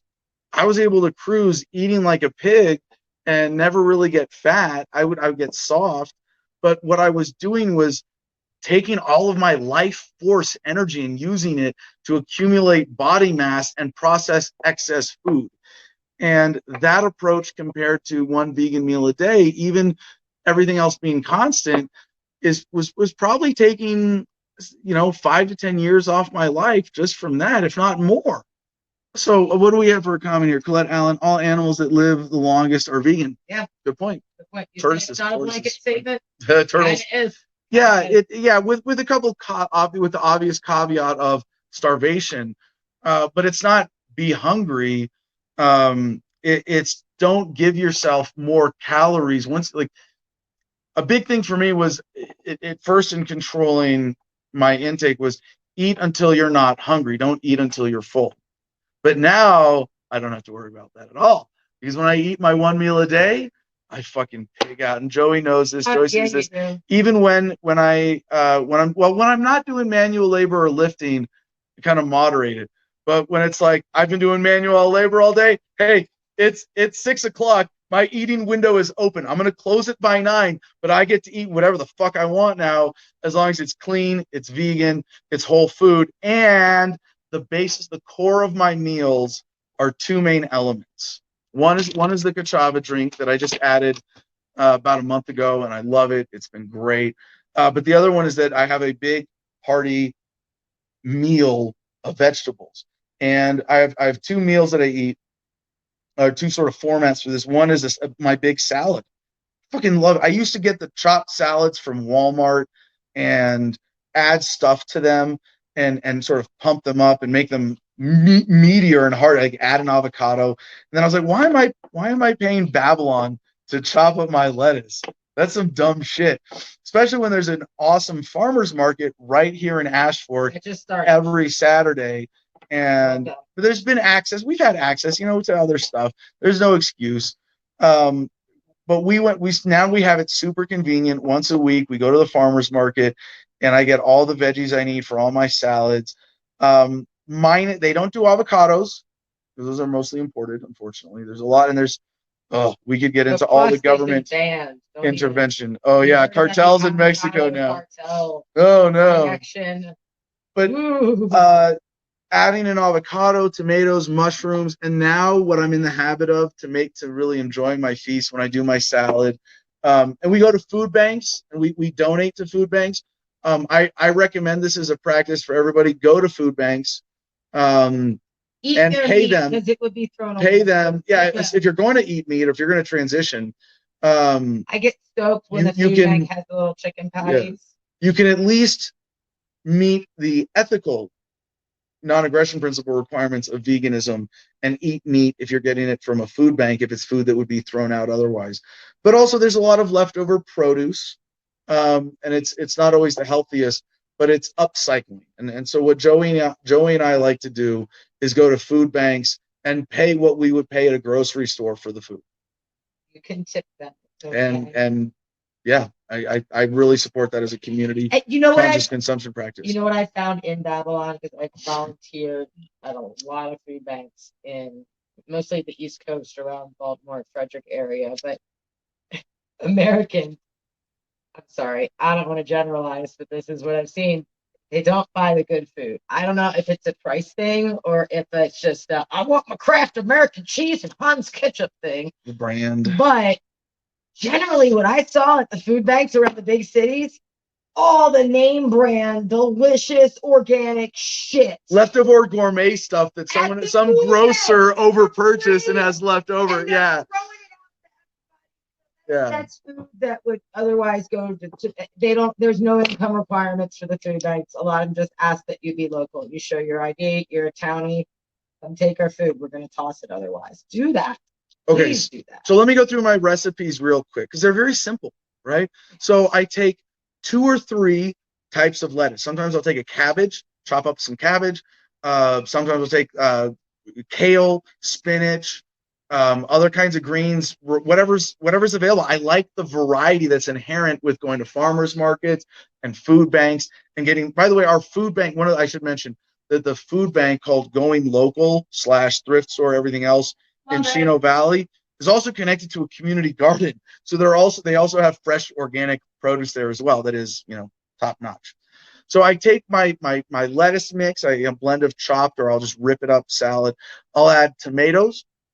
I'll chop up an entire avocado.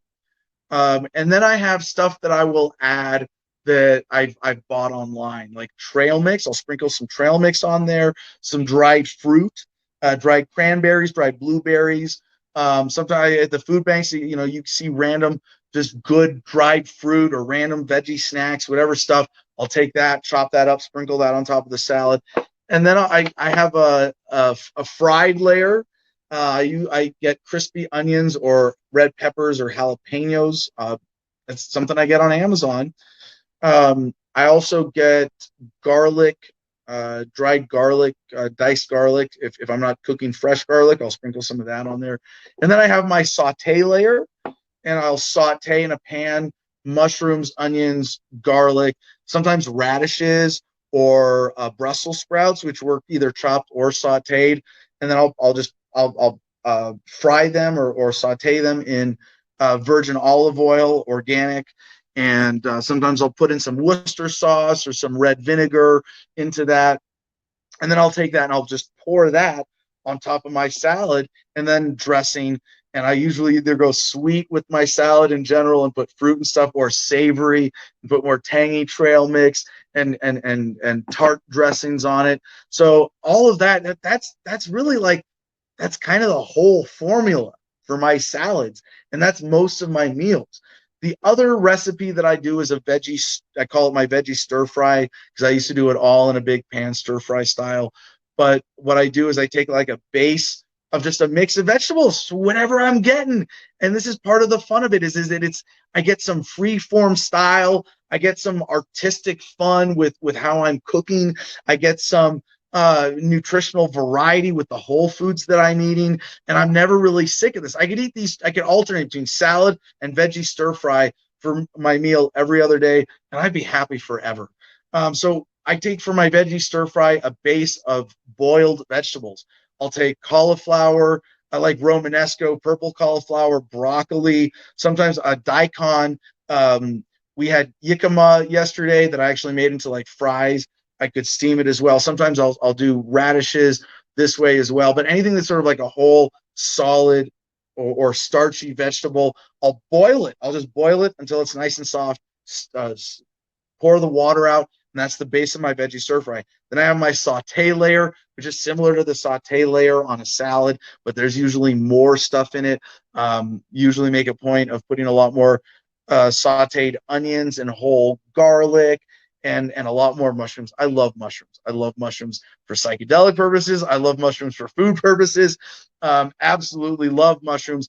Shiitake and oyster mushrooms are my favorite, so we're looking forward to getting those growing here once we get our medicinal psychedelic mushrooms operation up to full speed. We'll be doing food mushrooms out here too. Mushrooms are meat eaters. Mushrooms will consume and process leftover meat. Yes. Okay. Fair enough. Upcycling again. And then so one of my indulgences now, and this is how, I'm not really serious about cutting, and that I'm more intent on just being functionally happy and healthy and whole rather than being in a calorie deficit, is that I'll eat bread with this. I'll take a piece of naan and I'll toast the naan, sometimes on the wood stove or on a frying pan, and eat that with veggie spread, fake butter, margarine. Fucking amazing. We use Country Crock. Don't want to promote that brand. I don't know. Is that organic? Is Country Crock organic? Look, that's the healthiest thing my mother fed me as a child. And it was because it was cheaper than butter then, right? And it came out with the whole "I can't believe it's not butter" thing of the 90s. You remember that? Do you remember that? You weren't as bad of a TV raised kid as I was. I read a lot as a kid. I don't think. All right. So Joey, I want to see. I again, we thought we'd have a lot more, because like when I mentioned veganism as an offhanded remark, everybody goes, "Hey, fuck you! Stop forcing your views on us and judging us." When I take my time and explain it like this, I think it sounds much more reasonable and people are less triggered. But I want to address. I want to help people with this. If people have questions, I want to make sure that what we're presenting in this episode, and we're an hour and 40 minutes in. We're not going to go more than 2.5 hours because I'm going to get hungry. I'm going to want to open my eating window. In Dr. Nun Amin Ra's video, he says feeding time is always glorious. And so for him, he talks about his one meal a day as a 3-course meal. And he starts with a smoothie. And I'd like to think that my kachava is kind of the equivalent of that.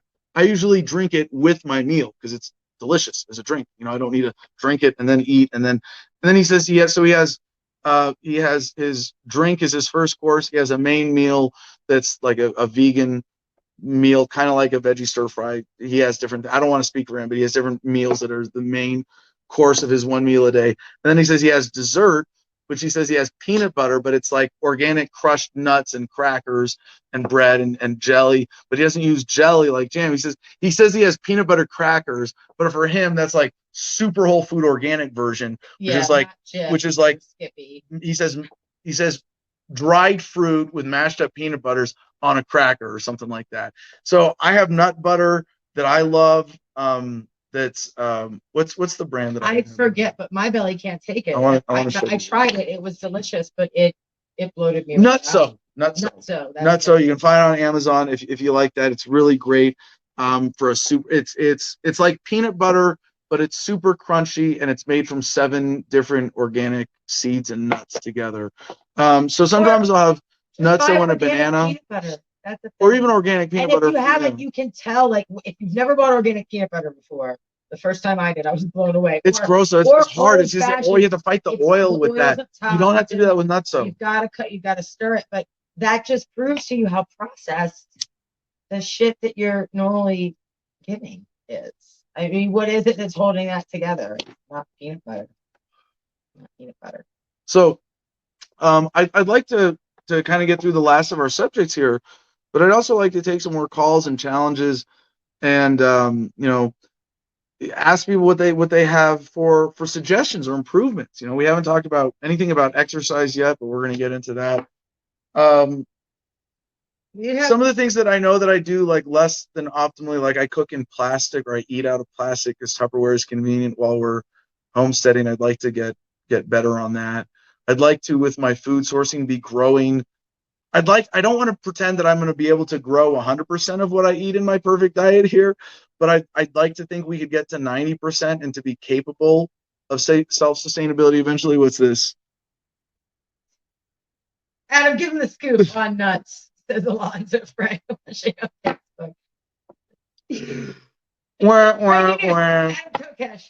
Well, actually, shout out to our friend Ed, who's locked up right now. He's the guy who turned me on to Nutso just a few months ago. But Nutso with bananas or fruit, oh, that's dessert. I would never really, I'd be happy with that forever, as a kind of dessert. And once you cut out, I mean, I gotta say, cutting out high fructose corn syrup is huge. Like, if there's a singular thing about getting the toxicity of the mainstream diet out of your life, that's it. And it reawakens your taste buds. Like, there's something about high fructose corn syrup as this artificial sweetener that I think dulls your taste buds. And when you get that out of your system, you can appreciate whole foods a lot better. Angelique T, do you dehydrate veggies that have aged a little beyond their time? Not yet. No, but that's a good idea. I'd like to. I would love to do this. So we compost. Yeah, you're familiar with the cannabis drying company technology that I worked with. Yeah. When they found out how greedy the cannabis market is and how shitty the trademark and patent system is in the U.S.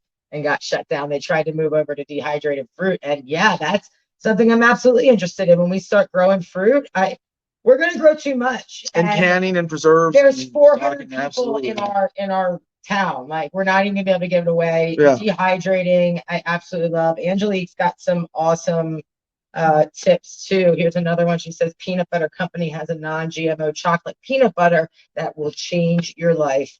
Not too sweet. Now, you said chocolate. That's my weakness. And look, we've argued about this before. You can do chocolate without the corn syrup. Chocolate, well, a female's body genetically has a higher need for chocolate than a man. And there have been scientific studies on this. You can Google it. I know maybe you want to bring it up. I'm going to send Jim the article. I'm sure I can find it. I would say definitely responds to differently and has nutritional legitimate benefit and cravings. I know it.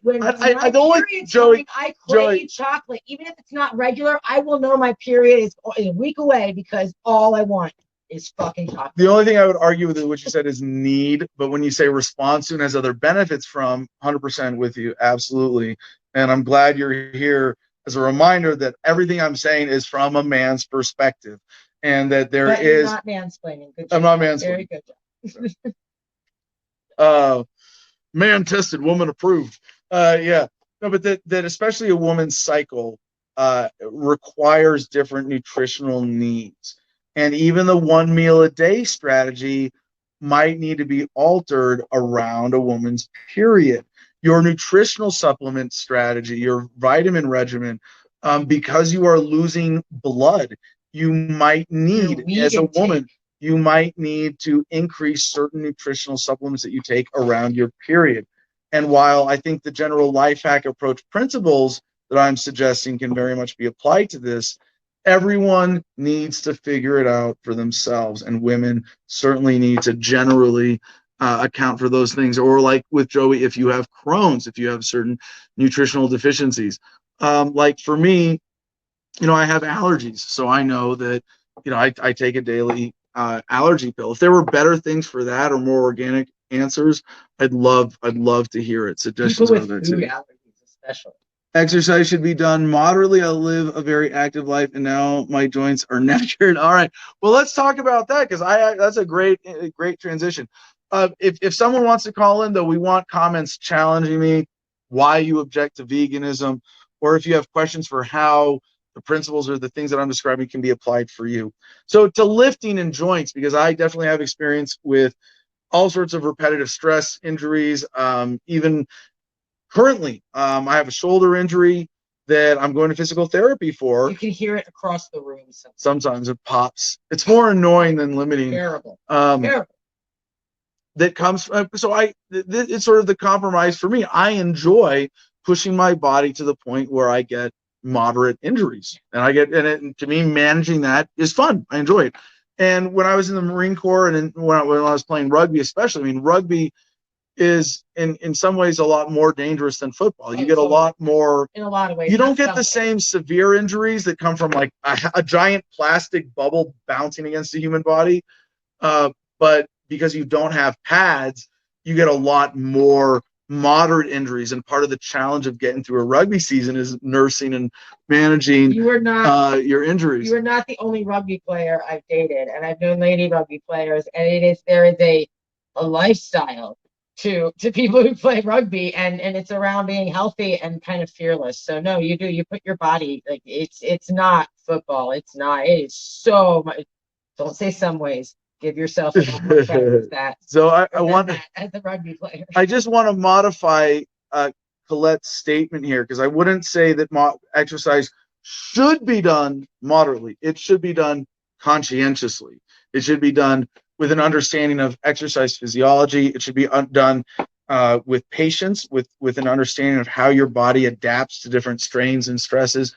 And you taught me this recently, that rest is crucial to. Yeah. And I didn't realize there have been times in my life where I will chase the hurt because I want to build. With Crohn's, I stay skinny, and I hate that. It seems easier to build muscle mass than it does regular old weight for me. So the concept that Joey was missing was basic muscle recovery, and this gets to glutamine. And this is why I think my background in bodybuilding and exercise physiology and everything I studied around rugby has served me very well.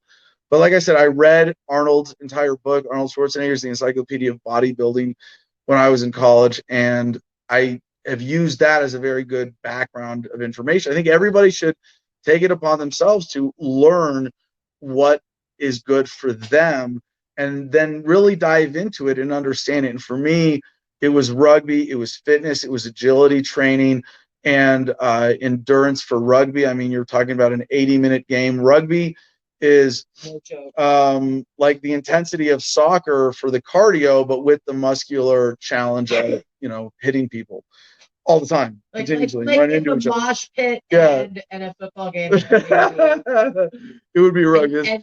That's one way of describing it. Right.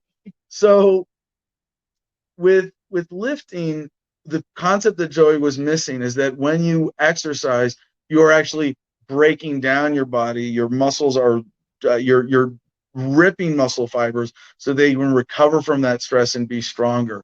You're depleting your glycogen stores to take your body through the process of using energy stores and replenishing them in a healthy way, and revving your metabolism by doing so. So for me, what has been the most effective constant in my life, lifting, and I've experimented with all sorts of different styles, but generally it's a 3-day body part split of pushing, pulling, legs. And so you work complementary muscle groups together. Pushing is chest, shoulders, as in deltoids, and triceps. So when you bench press or shoulder press, you're kind of working all of those muscles together. It doesn't make sense efficiency-wise to do triceps on a different day. For arms, unless you're trying to get crazy big disproportionate arms for beach muscles, when you're working chest, you're working your triceps, at least getting them warmed up. So you might as well finish that workout by exercising your triceps as well. Same thing with then pulling. Pulling is your back, which for me includes traps, biceps, and forearms for gripping, right? and then legs, everything lower body. And that 3-day split is pretty simple. And the way that I go into the gym, I do a warm up. I do like 15, 20 minutes of yoga stretching every time. When I say go into the gym, that's usually let's go outside and go play with the weights on my weight pile, which you can see on the Gardenia Telegram channel. And I've really enjoyed having an outdoor gym. You know, when it's cold out, you get to exercise your willpower also. And I've loved getting my workouts down to something very simple here. And it's only when I'm not doing manual labor. But like I said, I haven't lifted in 3 weeks. And, you know, my arms still look like this. I'm still maintaining this muscle mass because I've been doing intense manual labor and eating 1 vegan meal a day, which apparently gets you to, you know, allows you to gain more muscle than you would otherwise. And I guess we'll talk about this with the steroids in our next segment. But for working out, I go into the gym knowing like, hey, I want to work these muscles, and I start with primary compound exercises. I don't want to take the time for this today, but if someone really wants, you know, maybe when we do a video just on my weightlifting routine, I'll actually explain like the exercises and the patterns. But it's really pretty simple. I start with incline barbell bench every time. You know, I do a bunch of, you know, sort of a bunch of dumbbell flies. I do tricep kickbacks. When I'm doing my pulling exercise, you know, I do a lot of pull-ups and deadlifts and bent over rows, and you know, it's simple bicep curls. And if I'm doing a decent amount of manual labor, I don't need to do forearm exercises because I get my forearms beat to shit with the chainsaw and clearing brush and doing other stuff, moving rocks around the property. So when I started this, I was actually doing a lot more exercise. And when I'm not doing manual labor now, my routine is actually more intense than it used to be. And Joey's seen me do this. I get up in the morning and I do I take my first vitamins of the day. I take a shit. I make the bed. I drink some water. I meditate and I stretch. And then I either do an abs workout or I have this splits app on my phone. It's like how to do the splits. And it takes you through these legs, sort of special stretching workouts. So either abs or my splits workout, it's about 20-ish minutes in the morning.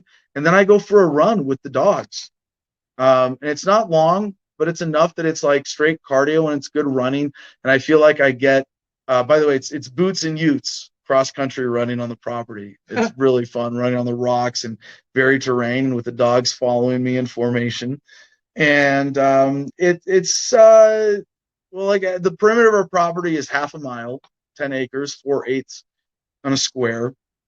And I run the perimeter with some variety in it. So it's like 3/4 of a mile to 1 mile. It's not much, but it's enough. I think that I get a really good cardio rev benefit from that when I do that in the morning if I'm not doing manual labor.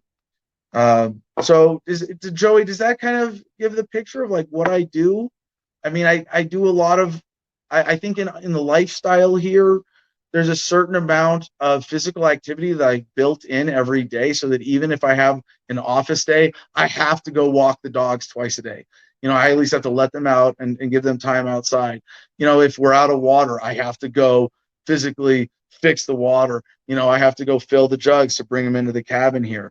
You know, when the shit buckets fill up, I have to go take out the shit buckets. You know, there's a certain amount of physical activity that I've deliberately built into my lifestyle that I love, you know, and even when I have an office day, I should point out that when I use my Fabulous app still on most days to have a checklist that I run through in my morning routine and my evening routine, I have a midday routine. So I stop myself.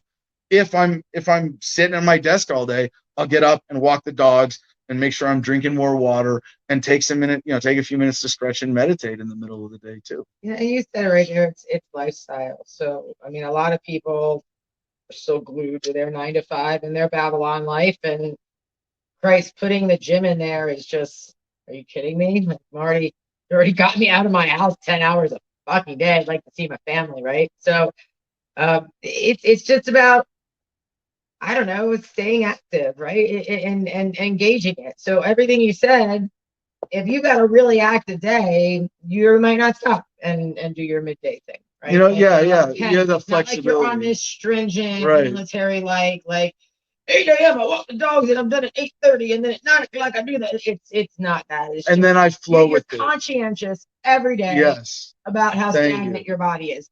And there's days where you'll verbalize it like, nah, I need a day. I've been doing manual labor. On I'm the not couch for to 3 relax. days. My body's beat. There's a recovery day. I don't need to work out today. And I giggle at you all the time. It's like, well, give yourself a rest. You don't tell me about it. Yeah. You're convincing yourself that it's okay. And I would go further than that and say it's not just okay.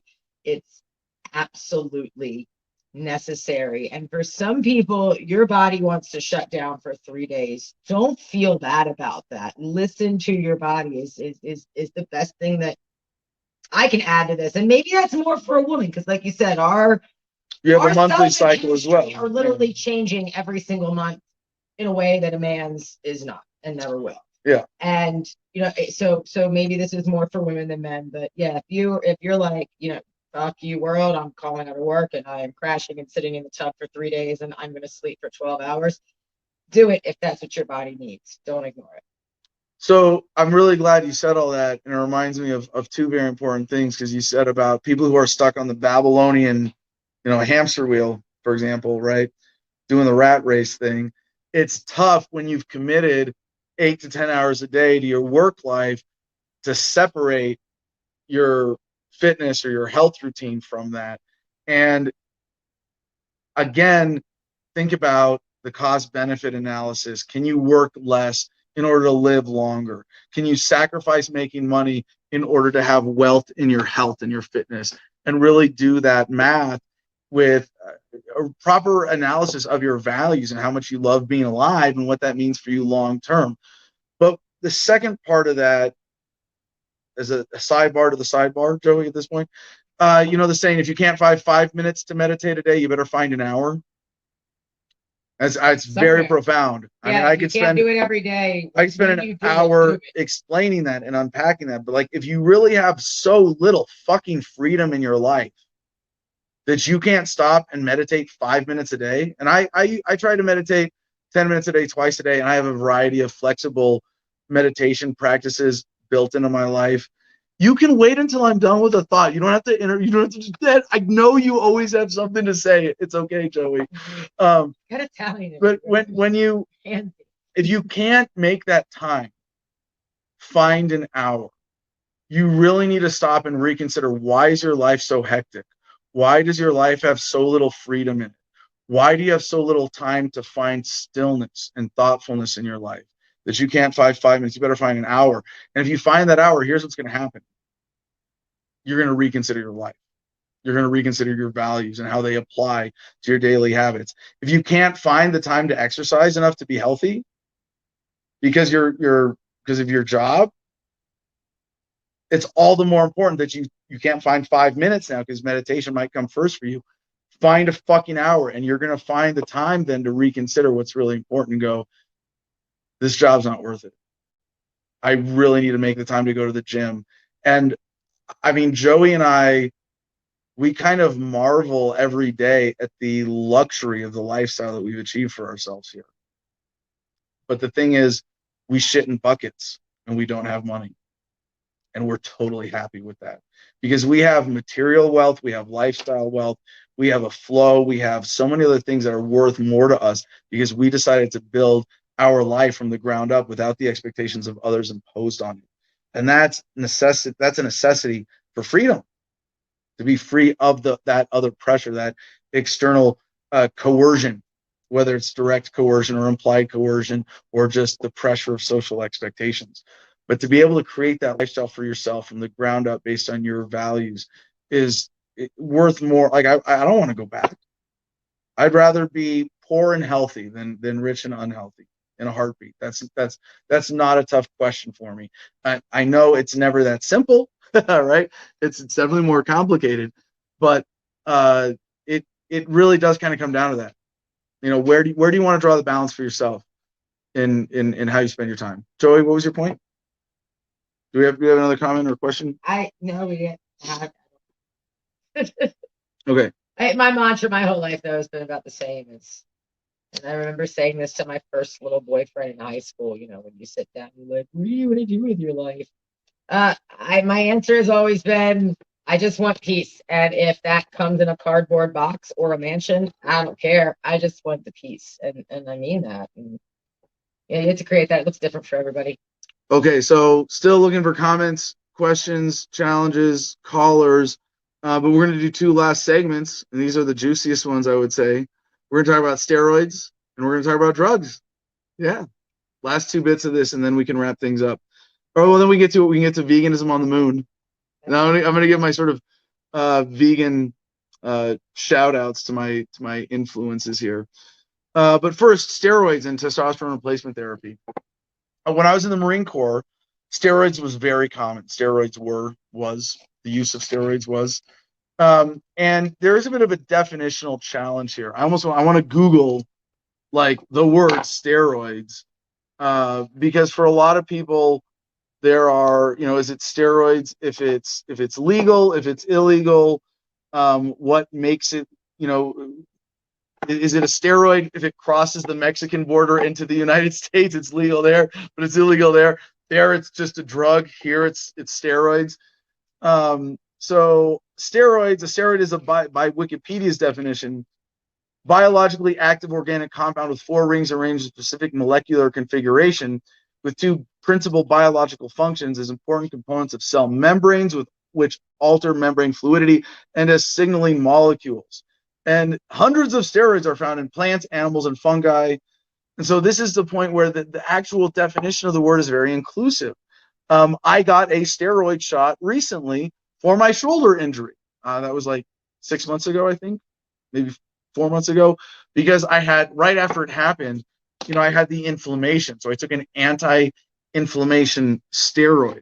But when you talk about illegal muscle building compounds, things that are illegal that people take to build muscle, that's one definition of steroids. And by that, I did steroids. I did sustanon. I did one relatively simple testosterone complex. And sustanon, I think, is named for being a sustained cycle. So it's different. It's a blend of different testosterones that have different half-lives, so they last longer.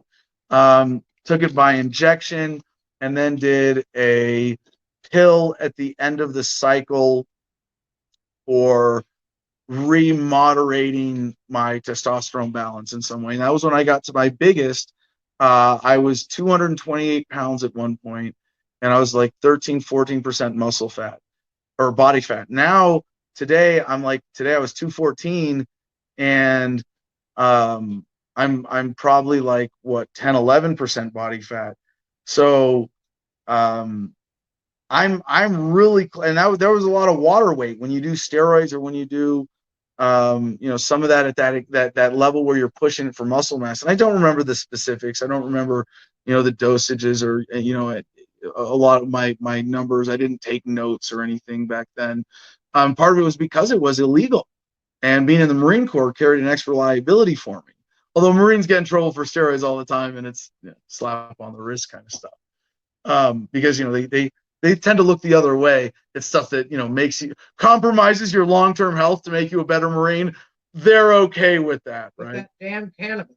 Yeah, but don't smoke the devil's lettuce, because that'll make you a free thinker, and that makes you a terrible Marine.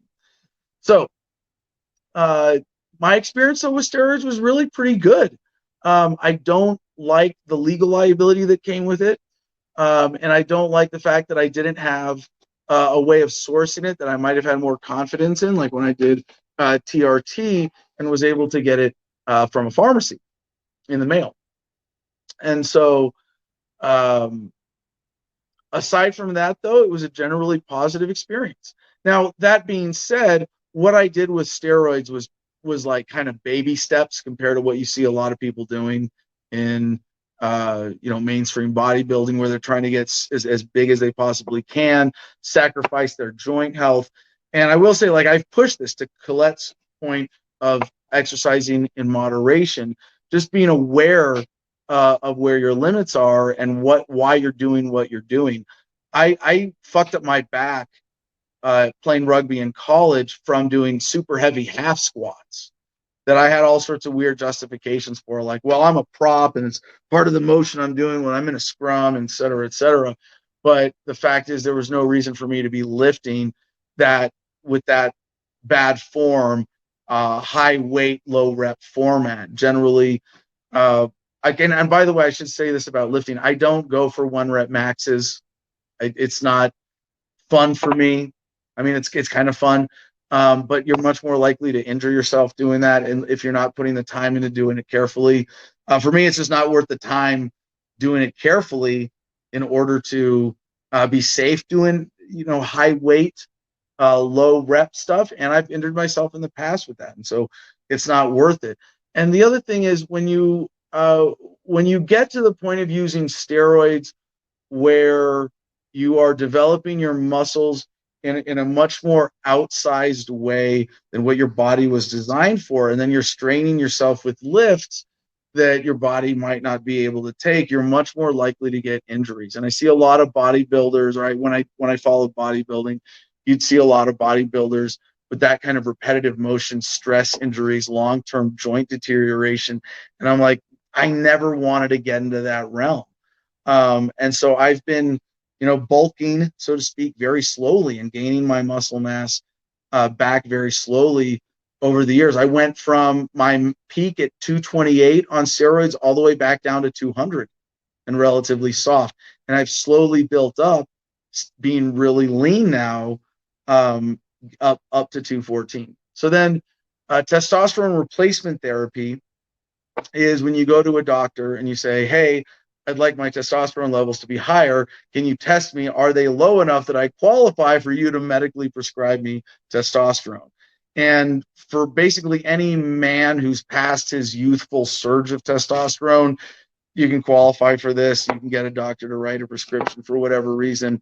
It's kind of bullshit that they make you do this still in modern medicine, because it really should be, hey, I'd like to increase my testosterone under medical supervision. Can we do that safely? I mean, shit, women can do that if they want to have, they want to go through a sex change. So why can't a man do that who wants to optimize his health, right? Or even just optimize his physique if it's something that he wants to do conscientiously. You should be able to do it legally and as safely as you can afford and as modern medicine provides. And so for a lot of men now, testosterone replacement therapy for anybody who's like 40 plus is considered pretty normal. Like, hey, you want to maintain that. For a lot of men, there's no long-term negative effect. And I don't want to say this is medical advice, but it is done safely and negligibly when it's under medical supervision. You got your blood work done every 6 months. So you're actually really increasing your health consciousness, because you have an excuse now to get your blood work done every 6 months. And I'm off of it now because it was too expensive. Honestly, I couldn't afford it. And so I'll probably go back on it now that I'm 40. I'd like to get back on testosterone regularly. And if I can get it through, I don't think the VA will cover this. They cover boner pills if you need boner pills, but live longer and be healthier in general, no, they don't want to support that. But for men, just having this is not natural. And people say, well, are you natural? Well, I'm natural right now in the sense that 1 vegan meal a day, but you see the supplement, or I'm not injecting anything illegal right now, but you look at the supplements I'm taking, that's not fucking natural. You look at a perfect vegan diet, that's not natural either. As grazers, as hunter-gatherers, that's not natural. But it's what's healthy and what's optimal. Testosterone replacement therapy, definitely not natural. But it is something that every dude should consider and should take the time to understand. And certainly every man in America who has access to it and has a disposable income, if you're over 40, you should look into it and understand it. And I'm planning on getting back on it. Now, I'll let everybody know how it goes. So, yeah, does that cover? I thought there'd be more like questions about steroids and testosterone and injections and people talking about Adam cheating. Because I guess now that we're over 2 hours into the podcast, look, the only people listening are really open-minded and just here to learn. Probably they prescribe, when I have had terrible, put me in the hospital flare-ups, steroids. And there are people with advanced Crohn's that don't have their shit on as much of a leash as I do that are on a roller coaster, an up and down dose of steroids daily. So it's the same thing, you know, the drug companies, there is a street alternative to everything because it's not being sold by the doctors, right?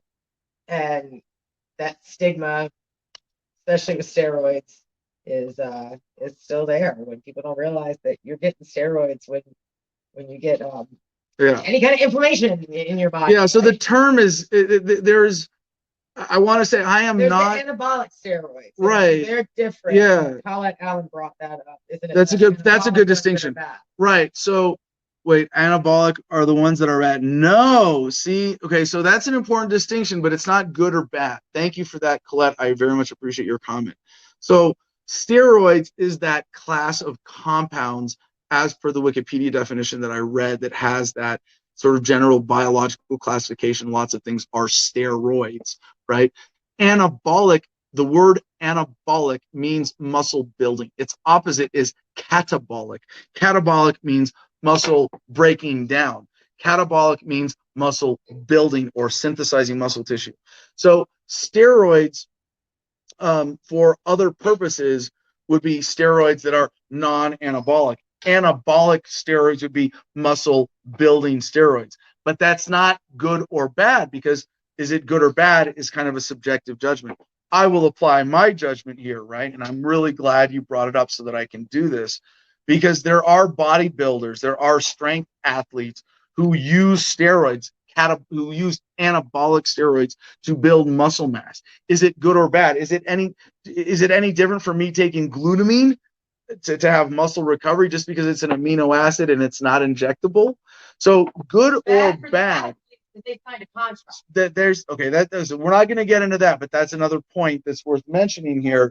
There's dishonesty and integrity when it comes to competitive sports. If you sign something and you entered into a sports league or competition with an agreement with your competitors that you are not currently taking any particular substances, it doesn't matter whether it's steroids or creatine or cream or whatever the fuck it is. If you agree to it, there's the integrity factor, and that's completely separate from these other points of is it healthy or is it steroids or is it good or bad.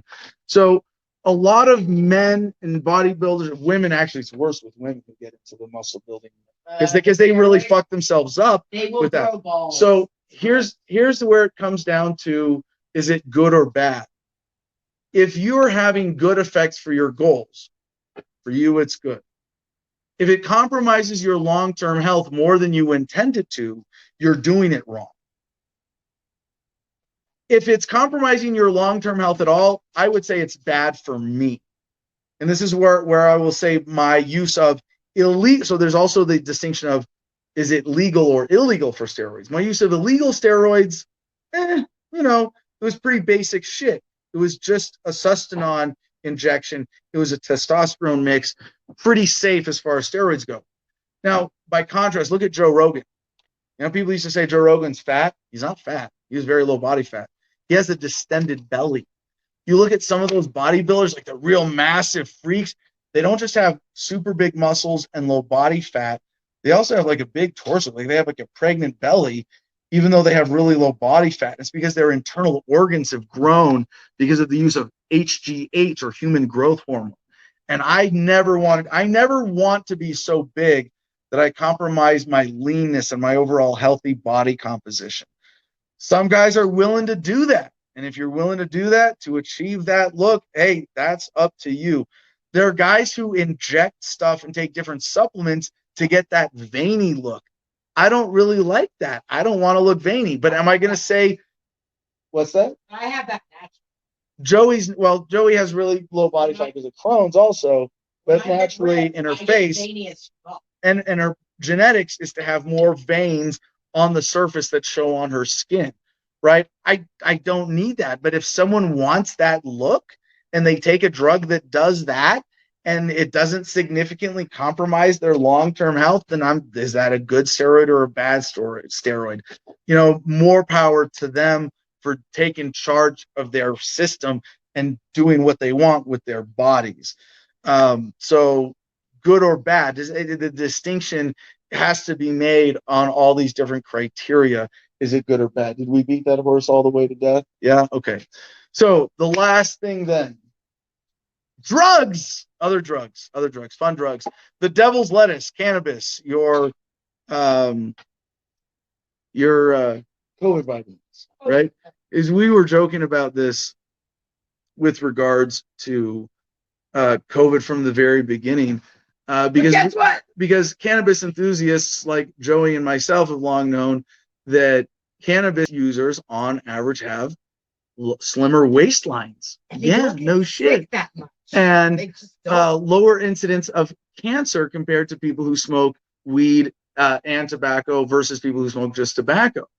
So we saw that COVID trended with obesity in terms of bad outcomes for COVID, and we're like, well, then take your COVID vitamins, slim your waistline, and be better with COVID. Obviously, it's kind of tongue in cheek, but it turns out actually that cannabis directly has compounds in it, that directly they interfere with the viral reproduction of the COVID virus itself. Yes, they no shit. Interfere with it, and cannabis, strain dependent, has anti-inflammatory properties. So you get that in your lungs, and that's great for the COVID not sticking to your overly inflamed lung. So Nature knows. Well, Joey and I there was a comment about that. Are actually big fans and advocates of cannabis. I want to talk about first, sort of in the abstract, how to approach drugs. Jeffrey Brown, why should I take health advice from someone smoking a bong? You don't care for your lungs. Now, I'll tell you, there's been studies that, if you're burning an organoleptic compound, there's going to be some carbon, right? Yeah. But it is insignificant with cannabis as to anything at tobacco. Especially. And a lot of the compounds in cannabis combat the damage that would otherwise be done. So it's like they each other out. Two points. One, I want to reemphasize what I said. There are longitudinal studies that show people who smoke tobacco have a certain cancer rate. People who smoke tobacco and cannabis have a lower cancer rate. People who smoke just cannabis have an even lower cancer rate. So now, when you say don't care about your lungs, the point here that is legitimate behind this comment is that if you are going to consume cannabinoids, you can avoid inhaling the combustion from smoking it. I'm even worse. I'm smoking in a direct wooden pipe. Sometimes I smoke in a chillum. No, sometimes you can avoid smoking. Well, hold on. So you can vape and you can do edibles. And if that works for you, I support you doing that. I'm willing to accept for myself, and this is a thoughtful decision, and I'm actually more worried about inhaling the propane, or was it butane, or in the lighter, what do Bics have in them? We can use like hemp wick instead. Yeah, if I was really concerned about that micro level of purity of health, to me, I would rather live happy and stress free and consume cannabis freely the way that I do than light a hemp wick every time and smoke through a bong with an ice cube in it to make sure it's cool, clean smoke. I think I get more benefit from this overall. To me, that is a minor sacrifice for fun, flavor, and convenience that's totally worth it. Encourages me to be happy and stress-free and consume more cannabis in a healthy, consistent way, which for me is generally sipping throughout the day. Different people, different things. But the approach is your consciousness is the ultimate place where your sovereignty resides. If you don't have the freedom to experiment with your consciousness, you're not free. So embrace that freedom and engineer your brain, engineer your consciousness as best you are able to with what's available. In the United States, for most Americans, cannabis of different strains of consistency is available. If you have, and I don't want to say everybody should smoke cannabis. Everybody should consider it, and everybody should try it. I really mean it. Yeah, Colette Allen, I don't smoke, so I eat mine. That's great. But cannabis is such a wonder medicine plant with so many different benefits for mental health and physical health in different ways. Everybody needs to look at cannabis and go, what can this do to enhance my life? Then we look at alcohol. I use alcohol occasionally, and I'd like to say I keep it to a minimum, but as a recreational compromise, it's fine. If you drink 1 glass of wine a day or a few times a week, that will be even better for you, right? If you never get drunk, but you have just a little bit of that in your life and a little bit of alcohol. Studies are varied results from different studies I've seen throughout the years, but they all indicate that there's at least some benefit to drinking a small amount of red wine. For me, it's just like, I'll have an evening once or twice a week. I'll enjoy my rum drinks or some mead or some cider, and that's, I get it. That's a bit of a compromise for me. But it's one that I enjoy. Other drugs. I just listened to the audiobook called Drug Use for Grown-Ups by Dr. Carl Hart. And he's actually a big fan of amphetamines in general. He doesn't mean just meth, but MDMA is technically an amphetamine. There are a host of other therapeutic psychedelics that are technically amphetamines. In terms of methamphetamine itself, I actually wish there was more positive open usage or knowledge of this, and we had access to clean meth that at least people could experiment with, because for some people it might be healthier than caffeine, and I know this in terms of my experience with cocaine. And I love telling this story where I used to stay up editing with cocaine. And I would joke on my podcast, it's my healthy alternative to coffee, because coffee makes me jittery and bothers my stomach. And when I would do coke I would stay up all night for marathon video editing. Like I'd go to CPAC, Conservative Political Action Conference in DC, and just nonstop interviews all day. And while it was fresh in my mind, I wanted to go home, stay up all night, and clip out all the interviews, right? And I would take tiny bumps of coke through the night. And I could stay up and be fully functional, sleep a few hours, go back and do one more day, and do 3 days like that, and then be exhausted. I need a day and a half to catch up on sleep. So I'm not saying that that's like a long-term health optimization thing, but maybe for some people, having a bump of coke in the morning, or more likely chewing cocoa leaves, right? Yeah. Where there's like an organic, natural way, not the chemically derived cocaine or crack or something else. And this is where the illegality prevents us from doing this or talking about it even openly until relatively recently. But now I want people to think about it as, how do I optimize my brain? And this is where we get to psychedelics and mushrooms that we're just exploring. And Joey will attest to this. Most of the ways that I cheat outside of my diet window is actually eating psychedelic mushrooms. Did you need to say something, dear, about that? You were talking about the legality of it, and it's important, and something that I recognized this as a kid, legitimately doing drugs to just experiment and party, right? A lot of the ones ended up being a medicinal thing. Didn't know it at the time. Yeah. I totally lost my thought on where I was going. Oh, a lot of the illegality and the fear and the guilt, the shame, and the weight that puts on you is a contributor to the overuse. Because if you score a bag of Coke, God forbid you hold on to that for a month. Anybody can come up to you, and meanwhile, maybe your rational, responsible brain says, "Yeah, I want this bag of Coke to last me a month." But fuck, the cops are gonna get me. My friends are all here. Let's just snort it all down and party it up, and who cares? And I think without that illegality, people would be doing drugs more responsibly. And I say that from experience. I've never given a fuck about the laws. My dad was a cop growing up, which didn't make me think I was immune, but it's like I knew better. I knew how to not get caught doing illegal things, and I never created a victim or my phone is dying. Oh no! Right now. Joey's gonna be audio only for the rest of the episode until she comes to stand behind me to take a bomb rip on screen. Yeah, another unfortunate side effect of the drug war. Yeah, no, I would sum up your point to say even a little bit of prohibition can go a long way to fucking up the natural harmony of the free market in terms of finding the maximum points of value for conscientious drug use.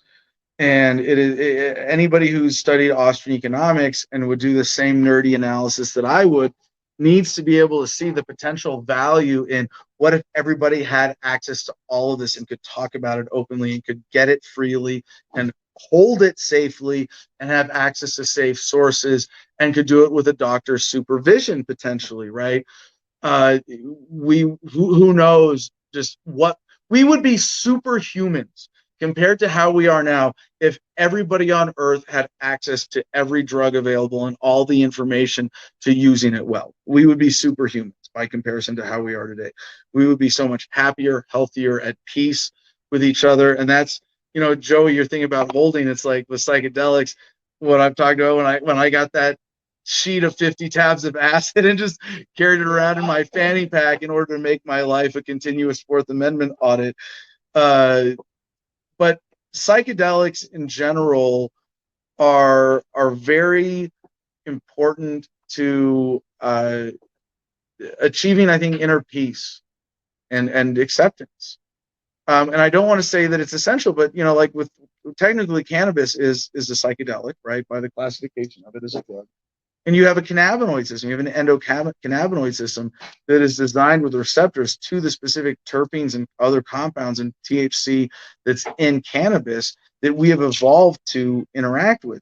Similarly, with psilocybin mushrooms, we have evolved to be able to handle that in such a way that I guess our brain actually is made optimal in a lot of ways through the connections that are made with psilocybin. So we're going to be talking about psilocybin a lot in the future, obviously, since I made it legal for myself, and I can at least say here, I grow and give away psilocybin mushrooms.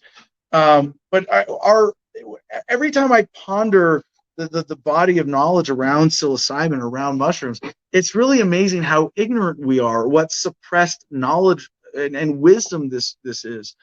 So there's a lot that we can discover in terms of the meditation values, the relationship, the self-therapy values, in terms of what we're doing here with the nonprofit, Homefront Battle Buddies, helping veterans deal with suicide, depression, and PTSD. There's a lot of potential with a lot of these compounds.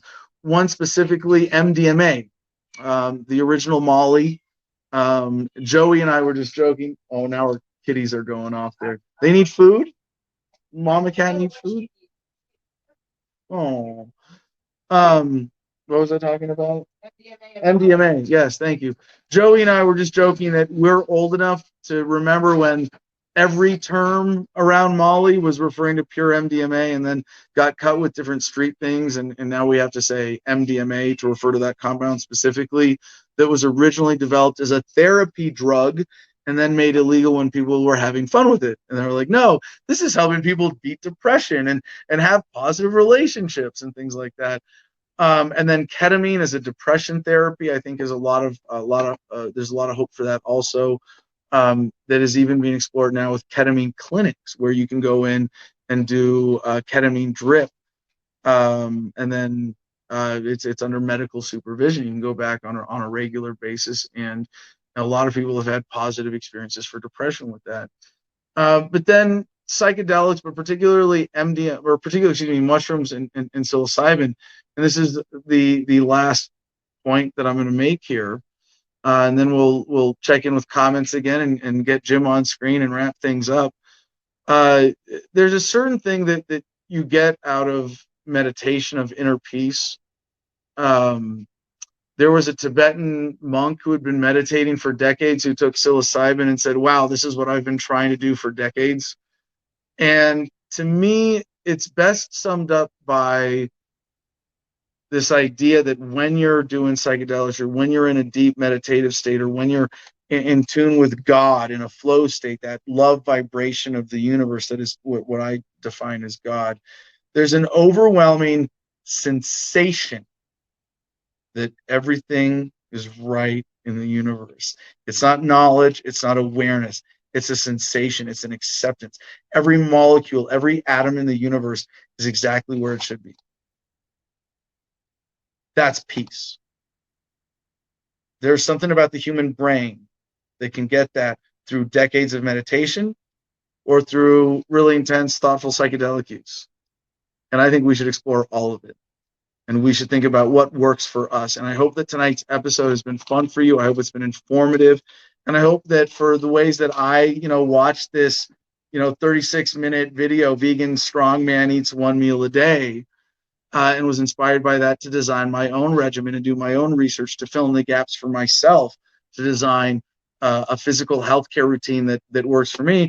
I hope that this episode has served as appropriate food for thought for you to do that for yourself. So finally, shout out to Christopher Sullivan, Plant Powered Muscle. You can find him on Instagram. To Vegan Gains on YouTube. To being big influences on me. And for Vegan Sidekick, vegansidekick.com, for their comics, for everything that they've done. And again, if you want yourveganfallacyis.com, check that out. And finally, we're gonna skip over this real fast because we are going to be over 2.5 minutes for this or 2.5 hours for this episode. The Sun, the-sun.com has this headline: Red Plan It, as in plan-it, because they do stupid things like that in journalism school. That's where they teach you to make bad puns. Inside life and wordplay. Inside life in Elon Musk's Mars colony with vegan diets and terraforming Red Planet into second Earth. And this is where it's just like the sort of, when you have technology and nutritional awareness, the inescapable logic and superiority of veganism in every way. If you're going to Mars, you got to be efficient in the food you're producing. You got to be as healthy as you possibly can. If your life is on the line because you can't live as long as you can or be as efficient with the calories that you have available, you better make sure those calories are the ones that your body is most primed to absorb. And it's not meat. It's a nutritional crutch. It's not necessary. And I would say it's not being as ethical as we can be. Extend the non-aggression principle to everything with a face. Oh yeah, I forgot to add that. I haven't been eating shellfish, but I don't have a problem eating shellfish with my veganism because they don't have faces. They can't feel or experience pain, suffering, exploitation. A crab has a face. I've seen it just before it goes into that bucket where it's steamed alive. That's a crustacean. Okay. I said shellfish as in, I'm sorry if I made the distinction wrong, okay. But like clams, like oysters, mussels. No, not shrimp. Oysters. I said without a face. Okay. I said anything without a face. A lot of vegetarians. Potatoes have eyes. No, I remember when vegetarianism and veganism was first becoming trendy. I don't know, like a couple of decades ago in America. One of the things people like to say as a casual way of describing the ethical part of this is, I don't eat anything with a face. Well, mussels and clams and scallops and all those things don't have faces, so I don't have a problem eating them. And I hope now that the people who may have objected to the self-righteousness that they often project onto the word veganism, they understand now what I mean when I use it.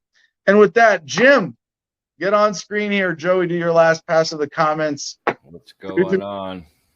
Jim, let's get your ombudsman coverage of this episode, since you haven't been on screen at all for 2.5 hours. Thanks for everything you've thrown up there. What do you think? I love it. I love everything you were saying. I threw that comment up about, under my own name about the supplements because I've been thinking about that myself. I didn't want to feel like I was taking a bunch of stuff and I wouldn't know if it was being wasteful, if it was unnecessary, if it was doing any good. I wouldn't want to take a bunch of stuff if it's not actually genuinely benefiting me. If it's placebo, if it's just power of my mind or whatever, then a good general multivitamin could be a good base, obviously. Yeah. But where to go after that? I'm like, you can just try to start taking stuff, see how you feel, and trial and error, and build yourself a regime of what makes you feel good, I suppose. Figure out what's making you feel bad and look up what's helpful for that. Yeah, no, I will point this out. I think I do, especially now that I'm doing the Kachava once a day. I want to, next time I do my supplements and lay out all my pills, I'm going to pare down a little bit more.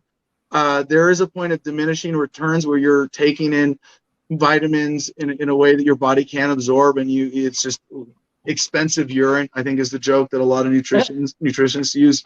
Well, those supplements work to make your urine really expensive because you're just pissing it out, basically.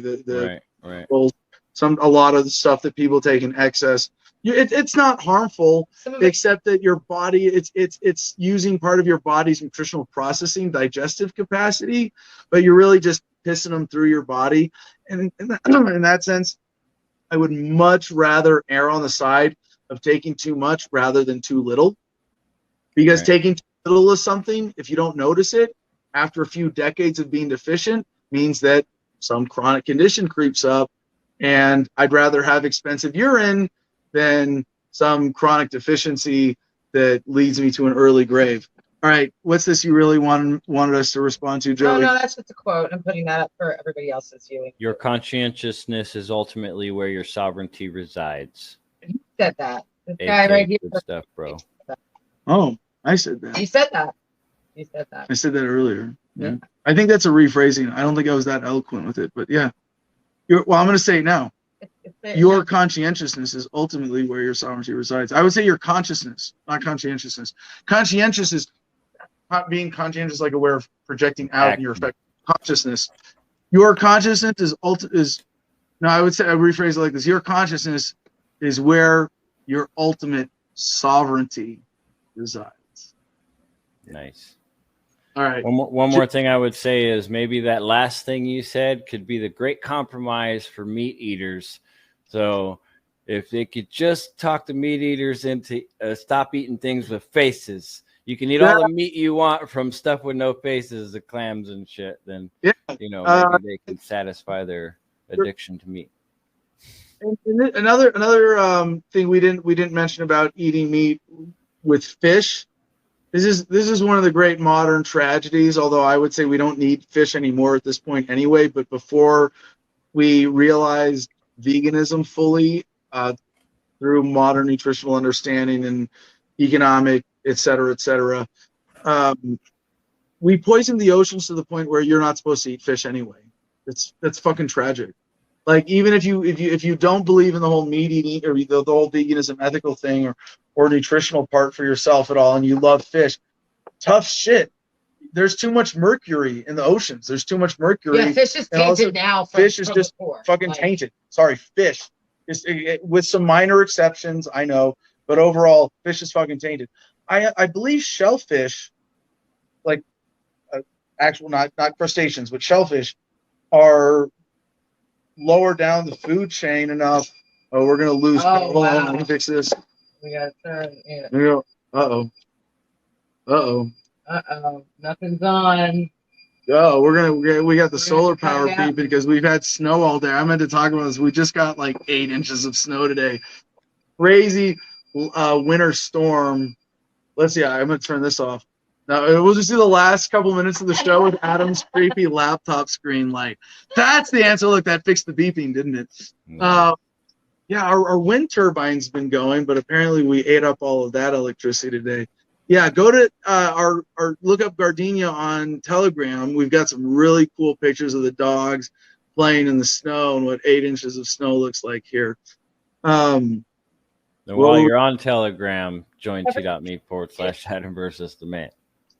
And then Gardenia, t.me/the Garden of Freedom to go straight to that. We were talking about something with the nutrition.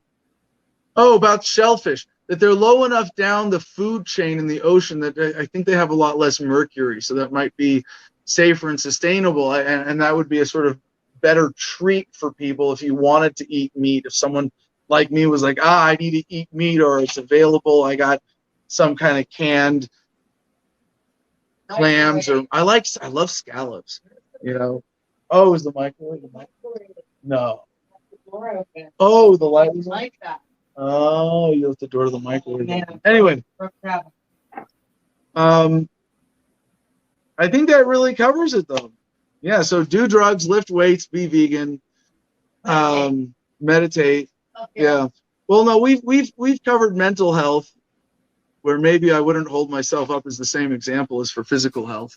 But no, we've covered mental health from a lot of different angles as a continuous theme throughout the history of Adam versus the man.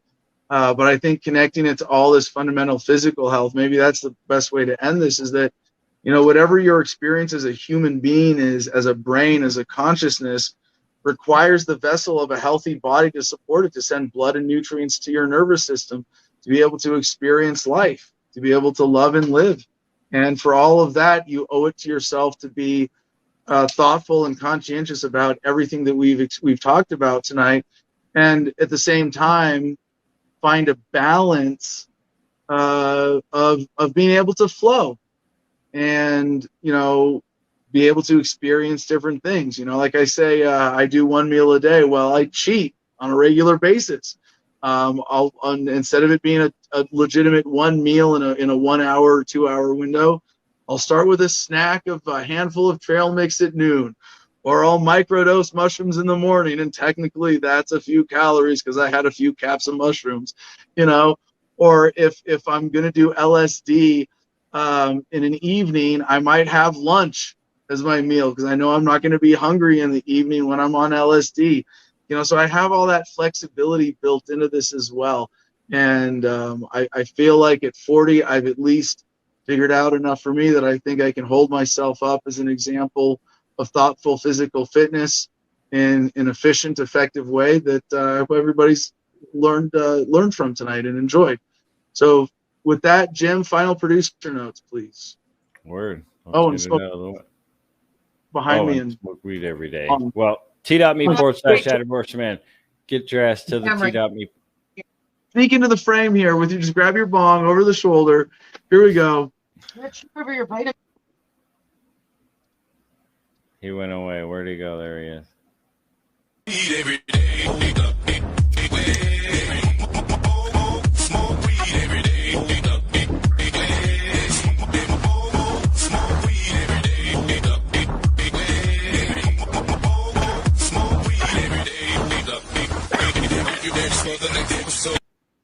To the next episode.